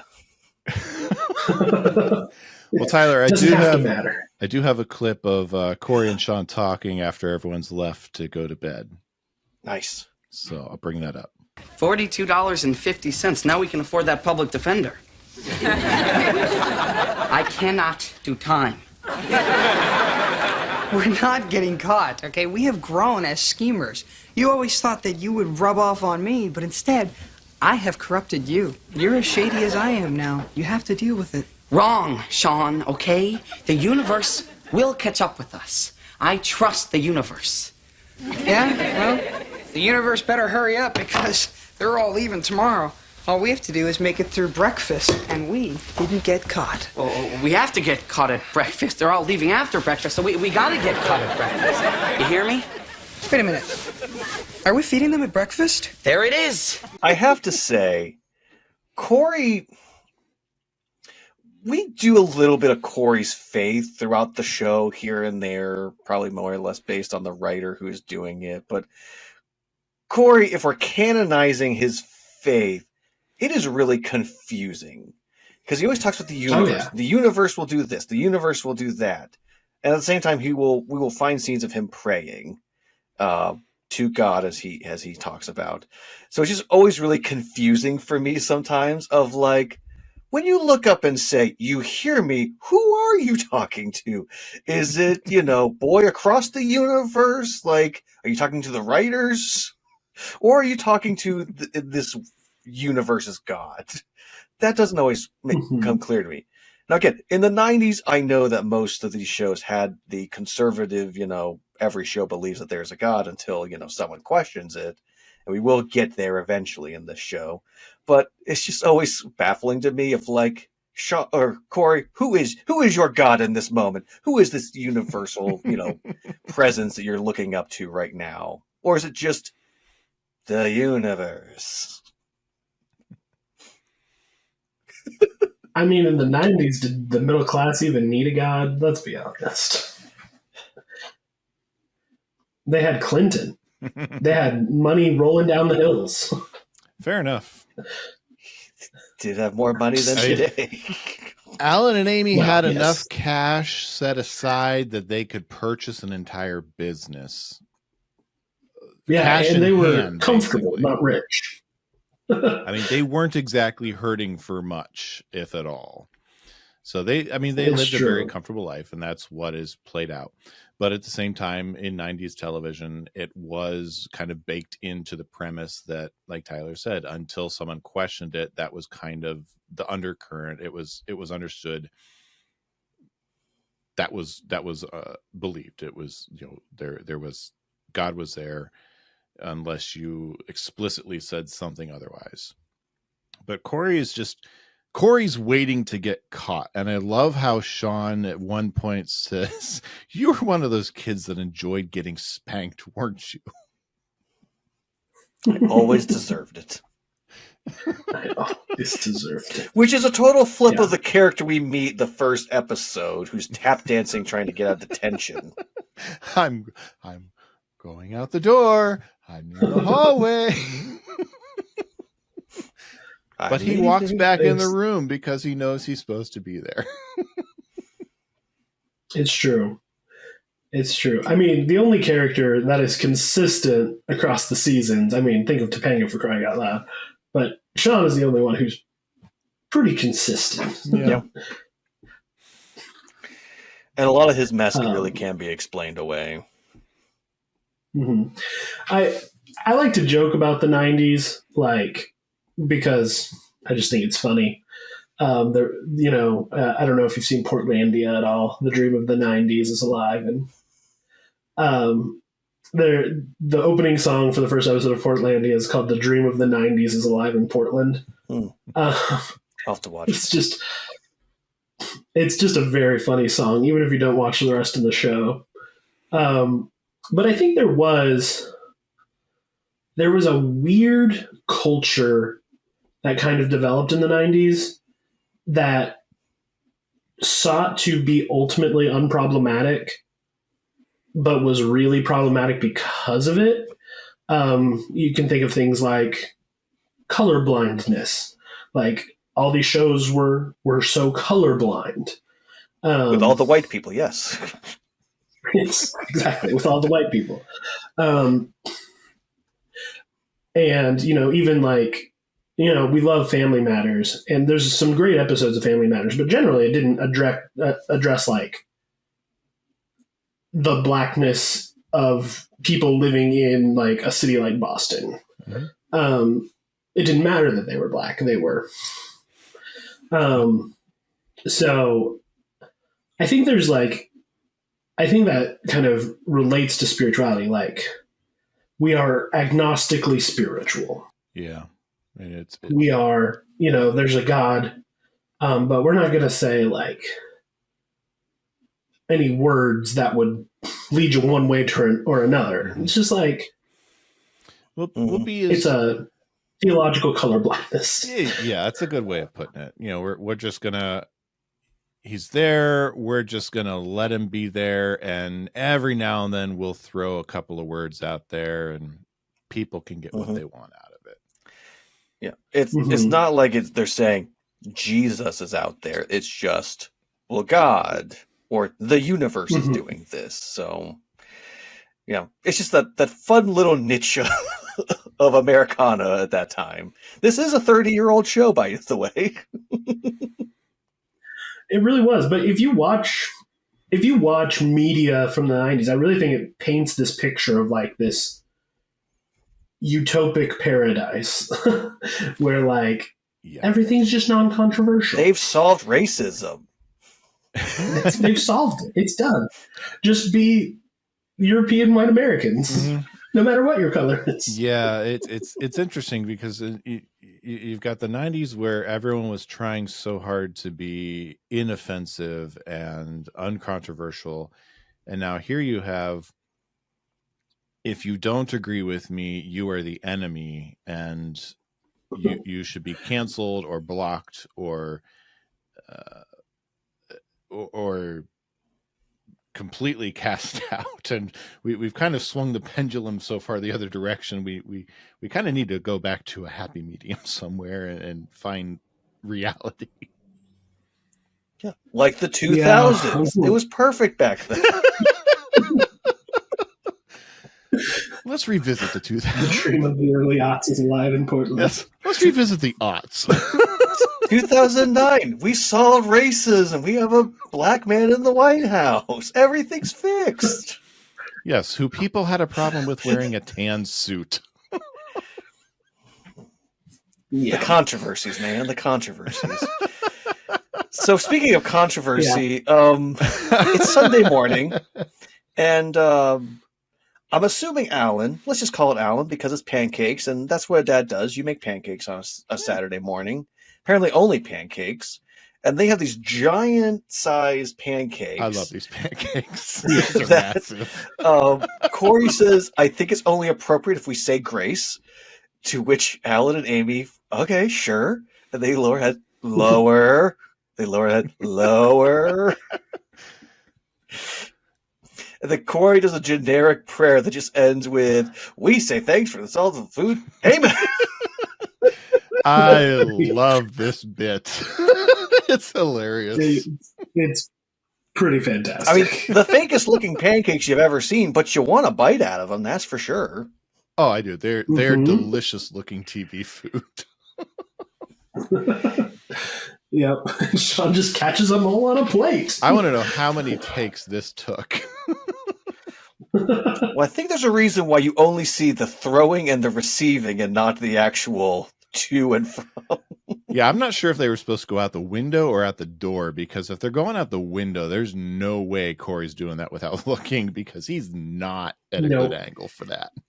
No, I will What say, kind of barbarians are eating breakfast with the door They open? have to be going out the door from where Shawn's standing out. why are they having breakfast with the door open? Why is Shawn standing out there in a suit?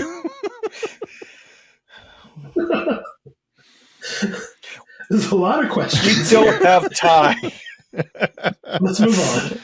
Because it's really funny. Yes, I will say that the was it Rube Goldberg nature to this next scene is just amazing. And this is probably why this episode ranks high for, I'm guessing, a lot of us in general. But just every problem that arises, there's an immediate solution. Every way they could get caught, they're not going to get caught. Literally from the moment they say breakfast is done, Feeny's going to walk in, and all of a sudden, Feeny is there. How are they going to get him out of here? Oh, Feeny walks out the door. They walk in, and they say, oh, we're going to walk through the back door. They walk out the back door. He walks through the front door. Everything looks good. Oh, my gosh, where's my statue? Cory's like, yes! I confess. Oh, that's just ridiculous. The statue's there. And so it's just so funny watching Cory just disbelief of everything about this is not falling into place like it should. He's waiting for him getting caught, which he always does.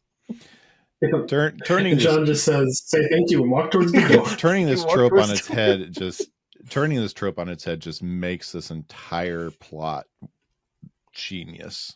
I mean, it really does. You get to this point in the episode and you expect them to get caught from one of these things coming up, and being able to seamlessly have each one of these things happen in sequence, where Cory is just one moment after another relieved and then immediately let down, and then relieved because another one instance comes up where he's going to get caught and then let down. He's just that roller coaster of emotion where he is. it makes perfect sense that he is just completely shut down and dumbfounded and just he doesn't know which way is up. Mm-hmm. And it's perfect. I agree. But I mean, this is the same show where Cory and Shawn are literally watching a rated R horror movie in the same room that Feeny is in. And they only get caught when Feeny is upset and is literally like a step away from the TV. Yep. Hey man, you ruined my tape. That's a wild episode. So yeah. Yeah, every step of the way, they are bound to get caught. They don't get caught. And all of a sudden, Feeny turns to them and says, "So, how much money did you make?" And just the fact that Cory's response is so thrilled that he is now caught and doesn't have to think about it, worry about it. And Shawn's like, "I thought I was going to get away with it." And it's sad. He's like, "How'd you catch us?" And then he says the one line that's my third problem with this episode, just because if you think about the reality of it, it's pretty sad. But it's a very funny line. "I forgot to deport the cab driver." So, my headcanon for this, and you can definitely say you're just trying to justify it, Tyler Timmers, knock it off. But here's what I'm thinking. Shawn, being the not educated person he is, doesn't know what that is. So when he thinks of like paying someone off, it's like, oh, I need to, take care of this, like take care of that guy. Deport him. It's the same thing, right? Yeah, I just need to make sure I deport him. So that's the way I view it, as just he doesn't realize what he's trying to say. I think he thought, oh yeah, once they pay me money, I'll go and I'll give money to the cab driver, hoping that Feeny would use a different cab driver to get home. Because in all honesty, hundreds of cab drivers in Philadelphia, there's a chance he doesn't go to the cab and they get away with it. Yep. So, yeah, that's where I'm at. You can tell me, that I'm just trying to justify it, but that's the headcanon I'm going with. Yeah, I mean, it's a good headcanon. I like the idea that Shawn just heard it in a movie once, like you're saying. Yeah. Two guys living dangerously. Yeah, Shawn likes to just quote random things all over the place, so he's like all of us if we're in the show, essentially. Yep.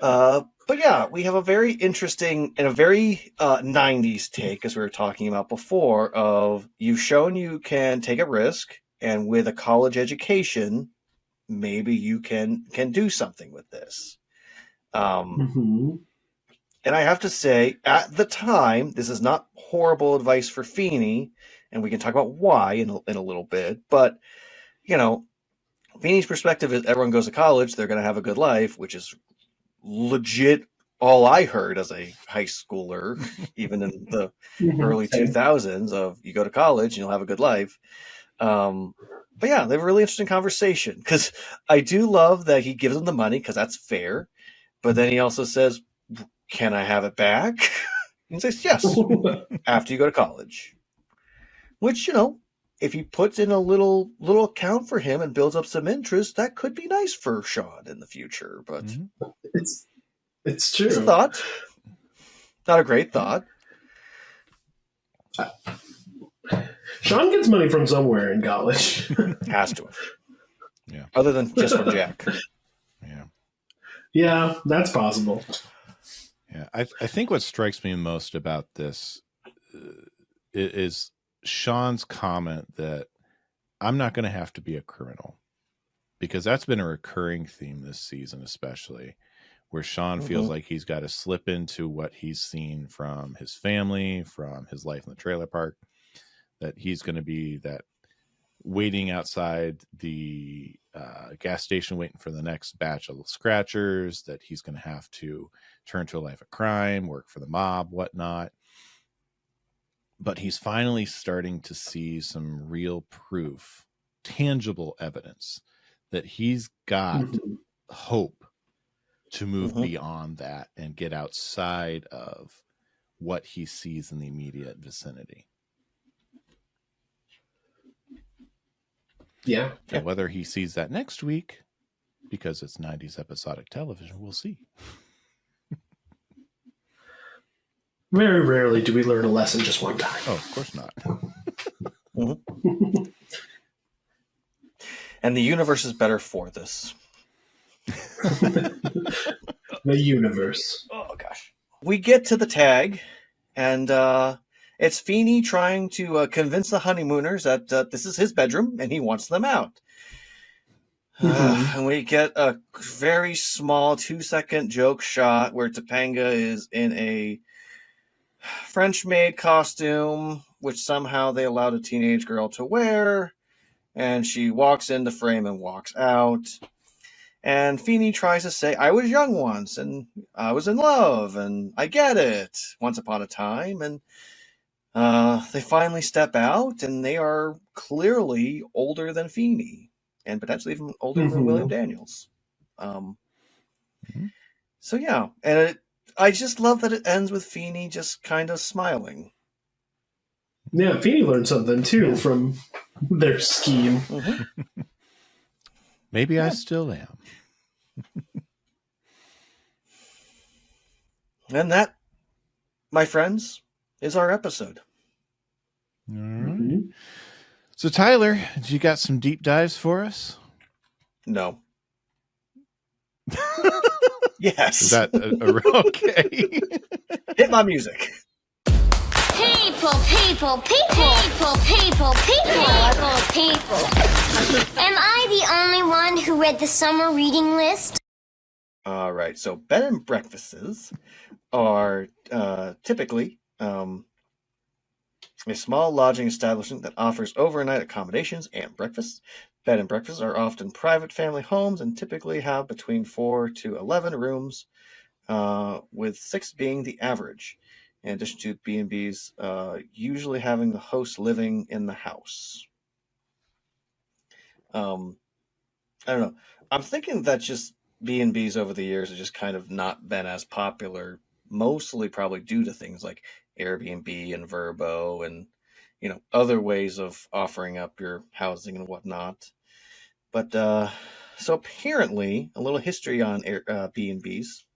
Bed and breakfasts have been around for a very long time. However, the term bed and breakfast properly originated in the United Kingdoms after the Second World War in the 1940s. Many people overseas needed places to stay, so local people offered rooms in their homes and served breakfast to those overnight guests. In America, it was another 20 years until bed and breakfasts were established, according to the California-based Professional Associations of Innkeepers International.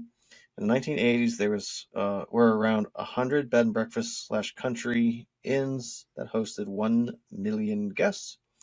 At the turn of the millennia, the figure had grown to 28,000. Properties hosting about 50.5 million guests. So, I don't normally do this, but I did. Oh, no. Oh, shoot. I forgot to do that. Dang. Okay.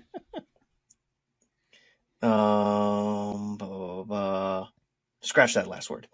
So the Timmers. Timmers being our favorite family from this grouping. We are the Timmers. Thank you.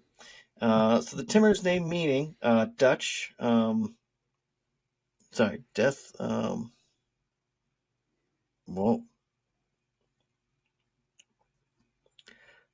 I do not know how to even pronounce that word. So let's just go to the next couple words.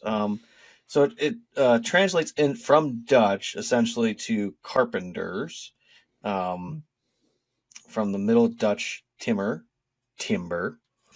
So instead of it being, carpenters, it's the Timmers essentially. Is what I'm seeing from it. Roughly about 2,970 people from the Netherlands. Um, there are roughly 358 people in the United States and 260 people from Germany that are within the Timmers lineage, apparently. So, quite popular in the Netherlands. Who knew? Sometimes in our deep dives, I really do like going into like old histories and old names and whatnot. And one time I did find the 1950 census for America, and so we spent some time going through those things. So found some really interesting results from that.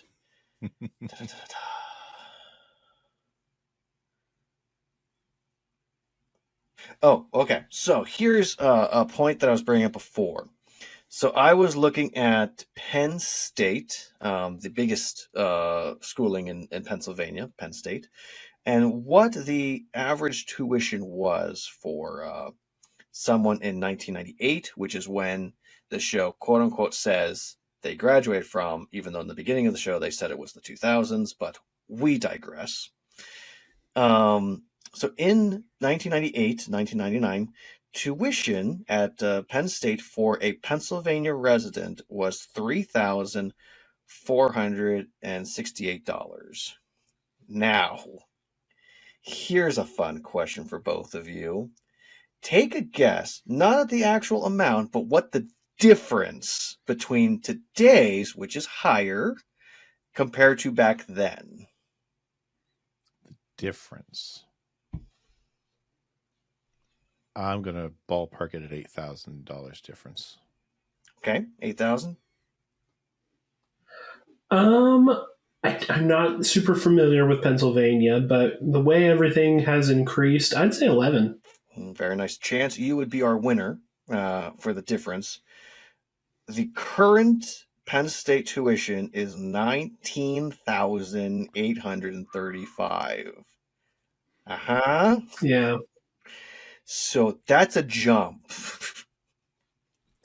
It took me almost 11 years to finish college because I paid my own way through it. That's awesome. So I kind of got to track how much a credit hour cost over about a decade. Very fair. Very fair indeed. So, by the light of the silvery moon, the silver moon. Silvery moon. Thank you, Brett. It's a popular song from the musical written by Gus Edwards, and the lyrics were from Edward Madden. The song was published in 1909 and first performed on stage by Lillian Lorraine in the Ziegfeld Follies of 1909. It was one of the series of moon-related Pin Pan Alley songs of the era. The song was also used in the short-lived Broadway show Miss Innocence from September 27th to October 9th in 1909. It was a song by Francis Farr. Popular recording in 1910, whereby Billy Murray and Hayden Couric and Aidan Etta Jones and the Peerless Corlets, I'm guessing. Cool. The song has also been used in many television shows and motion pictures. In 1935, the song was used by Charles Lawton in the film Ruggles of Red Gap. Later in the movie with the same name, released in 1953, starring Doris Day, served on a sequel on Moonlight Bay, which also starred Doris Day. So, when we have guests on, Chance, I will say I do like to throw in a game here and there. So let's just take a second and see how this goes. So I have a little quiz, which, we'll see what happens. I need a pen. Is this a Legend of the Hidden Temples thing? Like you're going to ask us questions about what you just said? Well, I have no clue.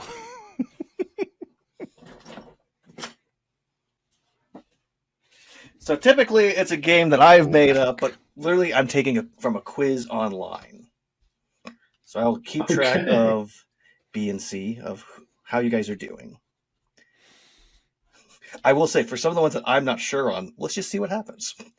BNC's Q&A. So, what is the color of the note card that is used when Feeny is giving his plants information to Cory? Is it A, green, B, yellow, C, blue, or D, pink? Green.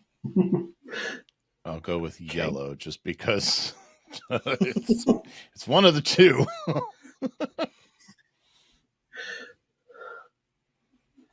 Okay. Huh. Oh, I hit next. Will it show me the answer? It did not. We both win. We both win. A good boy. Okay, so it won't show me the answer. So this is the fun of our podcast that no one ever gets to see. All right, so where is Eric going for his first camping convention? 1, 2, 3. Boston. Beantown. I do know that both of you get that right. I almost said Chicago. When Feeny meets his lady friend, he asks her to leave her life behind to be with him. True or false? I guess it was his turn to do the asking, so yes. All right. When Eric orders a beer from the bar, what does the bartender give him? A, beer, Root B, cola, C, root beer, or D, water? Root No, brewski. it's Root Brewski. Yeah. All right. When Feeny has a special lady friend, he goes to Boston to meet her twice a year. What is her name? Oh, gosh. Oh, let me give you options. Yeah, I'm sitting here waiting for multiple choice. I thought you might just say it out loud. Okay, so option A, Francine. B, Elizabeth. 3, Margaret. And D,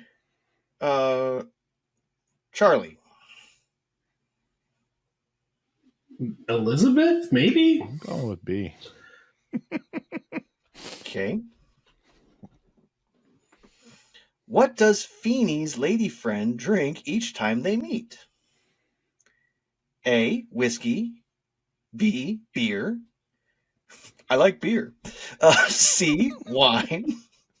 Or D, Marlowe. Oh, D. Yeah, D. Even though Merlot is a wine. Stop overthinking it, Brett. The joke is the joke. The joke comes first. Yes. What is not a couple staying at the bed and breakfast name? The Friedmans, the Timmers, the Hex, or the Moorparks? Moorparks. The first The one. Friedmans. Okay. What ethnicity are the Timmers? Swedish, Russian, Swiss, or Dutch? Dutch. Dutch. Okay. Oh, I guess I should continue answering. I forgot to do that. There's only one or two that I've so far been I actually don't know the answer to that one. All right. So when Arnie gives Topanga a tip, what does he tell her to go buy herself? A, a dress. B, a good meal. That would be really harsh for a teenage girl to hear that. C, a purse. Or D, heels. D. Very good. It's really weird because these are all like real obvious, or like they didn't even say that in the episode. How much in tips did Cory make playing the piano? 35.5,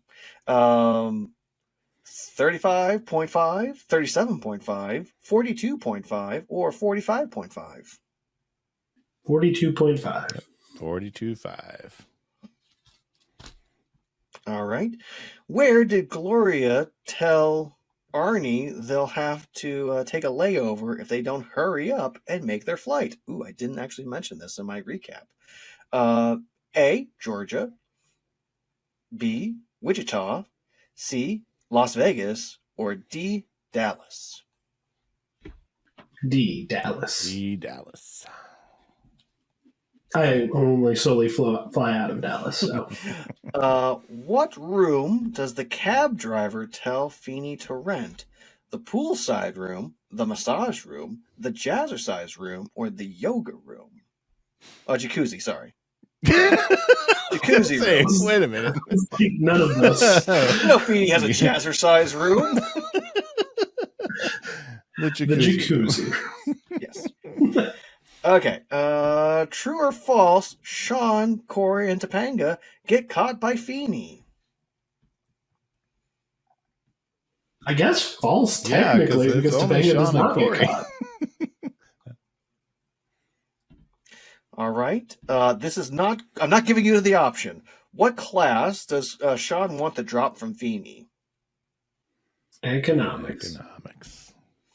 And what does Mr. Feeny call Boston? Beantown. Beantown?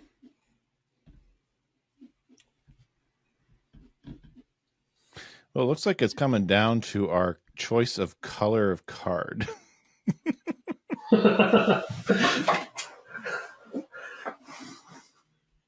I'm not sure if Elizabeth is right. I have no clue either, but I don't remember her name. I'm pretty sure they didn't say.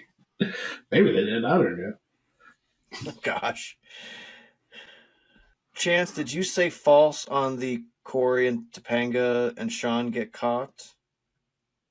Yeah, I feel like you have to because Topanga didn't get caught. And Brett, would you agree with that assertion? Yeah, only Cory and Shawn did. Well, then you ruined the math because you both got the first question wrong, and all the other ones you had the same answer. The correct answer was blue. They were blue cards. Blue. Oh. Well, we One tied. disagree, All one disagree. right. Yeah, so you both know this show and this episode so well. Also, we went through almost every single piece of information. Did they say true for the Cory, Shawn, and Topanga got caught? They said one? false, and you both said false. Okay. Because Topanga was not there when they got caught. So technically, Topanga didn't get caught. Well, she almost got caught, but then she walked away. Yeah. Which, I mean, let a girl know. Get out of the house. Yeah, seriously. What a bad boyfriend. So anywho, those are your deep dives. All right, so let's talk about what we learned. You know anything about the Odyssey? Huh? Did I say you could talk? I didn't teach you that. My friend Mr. Matthews will lead the discussion. Do I have to draw you a picture? What did you learn, Brett? What did I learn? Well, I learned that Eric and Feeny like to go cruise for chicks and their moms. I learned that you're never too old to take risks. And that it's something that I want to remind my kids that it's a good thing to do within reason. I don't want them to make take bad risks, but I want them to be willing to take risks when, I hate to say when it's the right time, because as a teenager you can almost never know the right time, but I want them to be willing to take risks. I want them to have that mindset where they're willing to take a risk. What about you, Chance? What did you learn? I think the biggest thing I've learned today is that you guys are a much more organized podcast than we ever were. I think from this episode,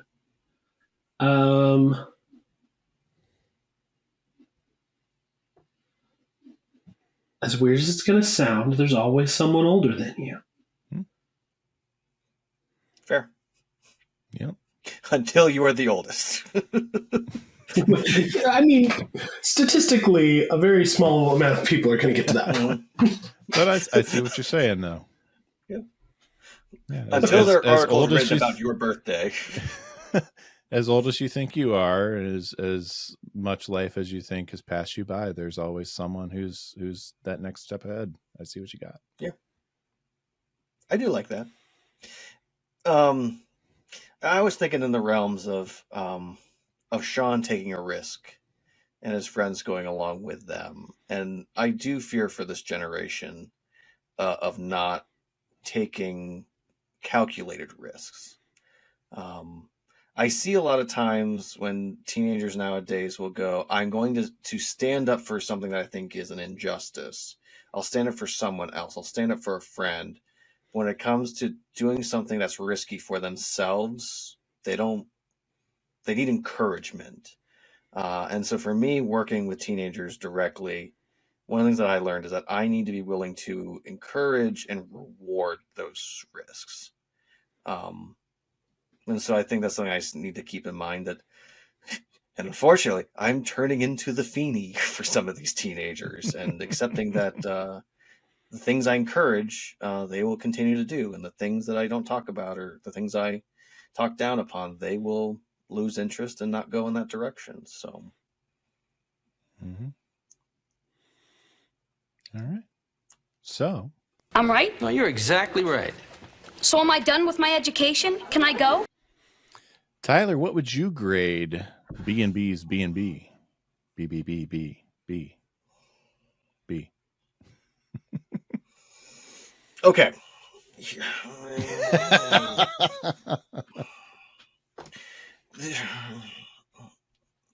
Okay, so here's the problem with this episode. This is the most there's two different storylines, but they're so intertwined. Oh, I hit my mic again. Like they start separate, but then they crisscross at some point. We don't get the resolve for Eric, so I can't really say Eric's storyline is, but really it's Feeny's storyline and Cory's storyline, and how we see where Feeny started in the episode and how he kind of snakes into Eric's storyline and then snakes into Cory's, and then he comes into his own, and Cory starts at a point and then gets caught up in the mish, and then wants to get caught. Once he's caught, he can now go to bed. So, I mean, I think I have to do just a one straight up grade and not try to separate too much, because there is no separating it. So, I mean, at this point, I'm going to have to go with an A. It's a near perfect episode, but it's not at an A+ level for my opinion. But this is a really good, well-written paper, and it deserves to be recognized, but you're not perfect, and accept that. I think it's mostly Topanga stuff that detracts it from being an A+ in my opinion. Brett, what would you grade this sucker? I'm with you on an A. It's near perfect. It has solid character work. It has some really great growth for both Shawn and that relationship between Feeny and Eric. It's got a lot of fun, some really great quotable stuff that, I mean, here I am 30 years later and I'm quoting to myself. The stuff with Topanga does hold it back. But yeah, I mean, it's near perfect. it is something I will watch again and again and again. So I'm going with an A. Chance, what do you think? What's your letter grade? So at the end of our season 4 tournament, I waited until the very end. Hold that in. That's okay. You're No, allowed. go ahead. At the end of our season 4 tournament, it came down to this episode and one other. And I saved it for the whole episode, and I did again. I think this is the best episode of Boy Meets World, and it's not even particularly close. And I still very much feel that way. So I'm going to give it an A+. Fair. I do have a problem with certain small elements, but for what Boy Meets World is, or maybe more what I want it to be, like this idea about like Cory and Shawn getting into a scheme based on something they're learning in school, and they end up growing from it, and the teacher kind of weaving in and out of their story to like help them take those lessons. I just don't think it's ever executed this well before or after. So showing my hand just a little too much. I love this episode. I think it's a perfect episode of Boy Meets World, not a perfect episode of television. But I think, unfortunately, after season 2, Topanga doesn't get any better than this, even though this isn't good. Fair. I mean, would you argue that maybe you wouldn't go with an A+, but truly you'd go with an S class? Sure. We have not given that out yet, so if you'd like that to be your letter grade, I will accept that.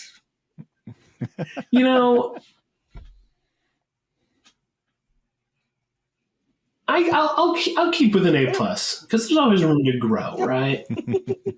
I think if we're grading on a curve, then yes, S class. I think there's 2 or 3 episodes of the entire series that can touch this. I mean, this is the first episode in, I don't know, 4 episodes that we've done that literally, this is the first time a teacher has talked about school and then a life lesson.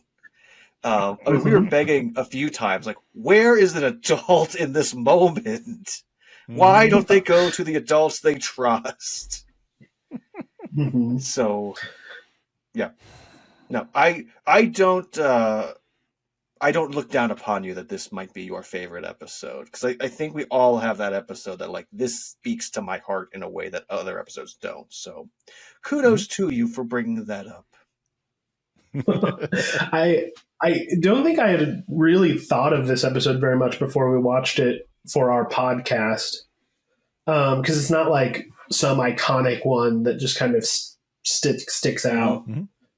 But I think, like, again, for what I think Boy Meets World is and what I want it to be, I just think it nails everything, like, right on the head. So yeah, fair. Before I forget, did you see what Danielle Fishel said about what she thinks the B&Bs meant? Yeah, Butman and Buskings. I do like right? that interpretation. So, apparently it was confirmed too. So nice. So, I mean, yeah, what a title! B&B and B&Bs. Yeah, they confirmed it with one of the, I forget what his name is, but he was kind of like one of the showrunners at the time. Well, Brett, I think it's that time of the episode. I think you owe us something. I do. And luckily, because we have Chance here, I was able to let him talk a little bit longer, so that was able to help me find a dad joke. Because normally, I always forget to do a dad joke.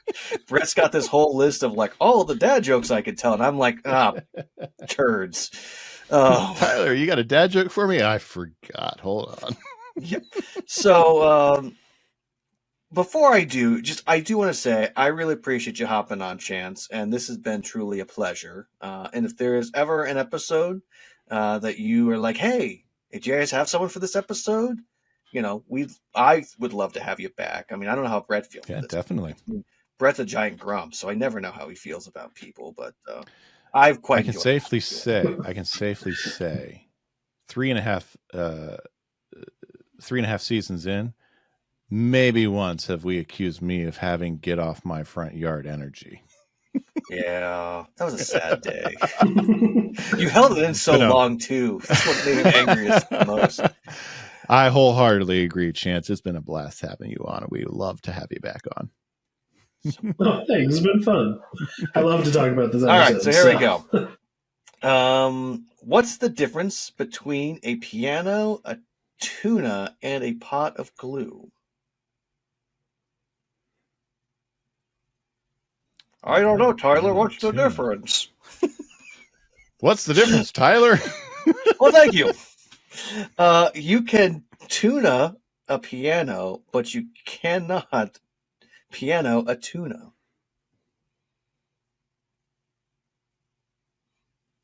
And the pot of glue? Sure. I knew you'd get stuck on that. And that, dear friends, is an episode. All right. Well, thank you so much. Brett. Yes, thank you so much, good-looking people. As always, you can find us at Dads Meet World across social media, TikTok, Facebook, Instagram, X/Twitter. You can email us at dadsmeetworld@gmail.com. Apparently, we've bought stuff at McAfee. That's the only email we've gotten this week.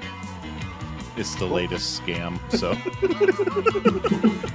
and you can find us on YouTube, of course. And yeah, we'd love to hear from you. Love to hear emails from you, comments from you, and yeah, we just love talking with you good-looking people. Again, we thank Chance for dropping in and sharing his thoughts, and we look forward to what we've got in store for you next week when Cory gets his driver's license. Yes, and make sure you check out Daz. I almost did it again. Boy Meets World Fever. They're still posting stuff here and there, and you may hear our voices eventually on their show. All right. Yeah. Until next time, good looking. I'll see you. Back to you, good looking. I want to be normal, spud. You know, how can I learn so much every week and still be so stupid? We are the Timmers.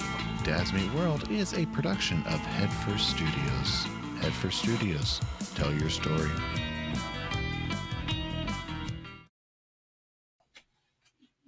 Sorry, my little chair is letting me down today. That's all. Oh, gosh. My setup's gotten really funky. We keep moving things around, so. All right. Anywho,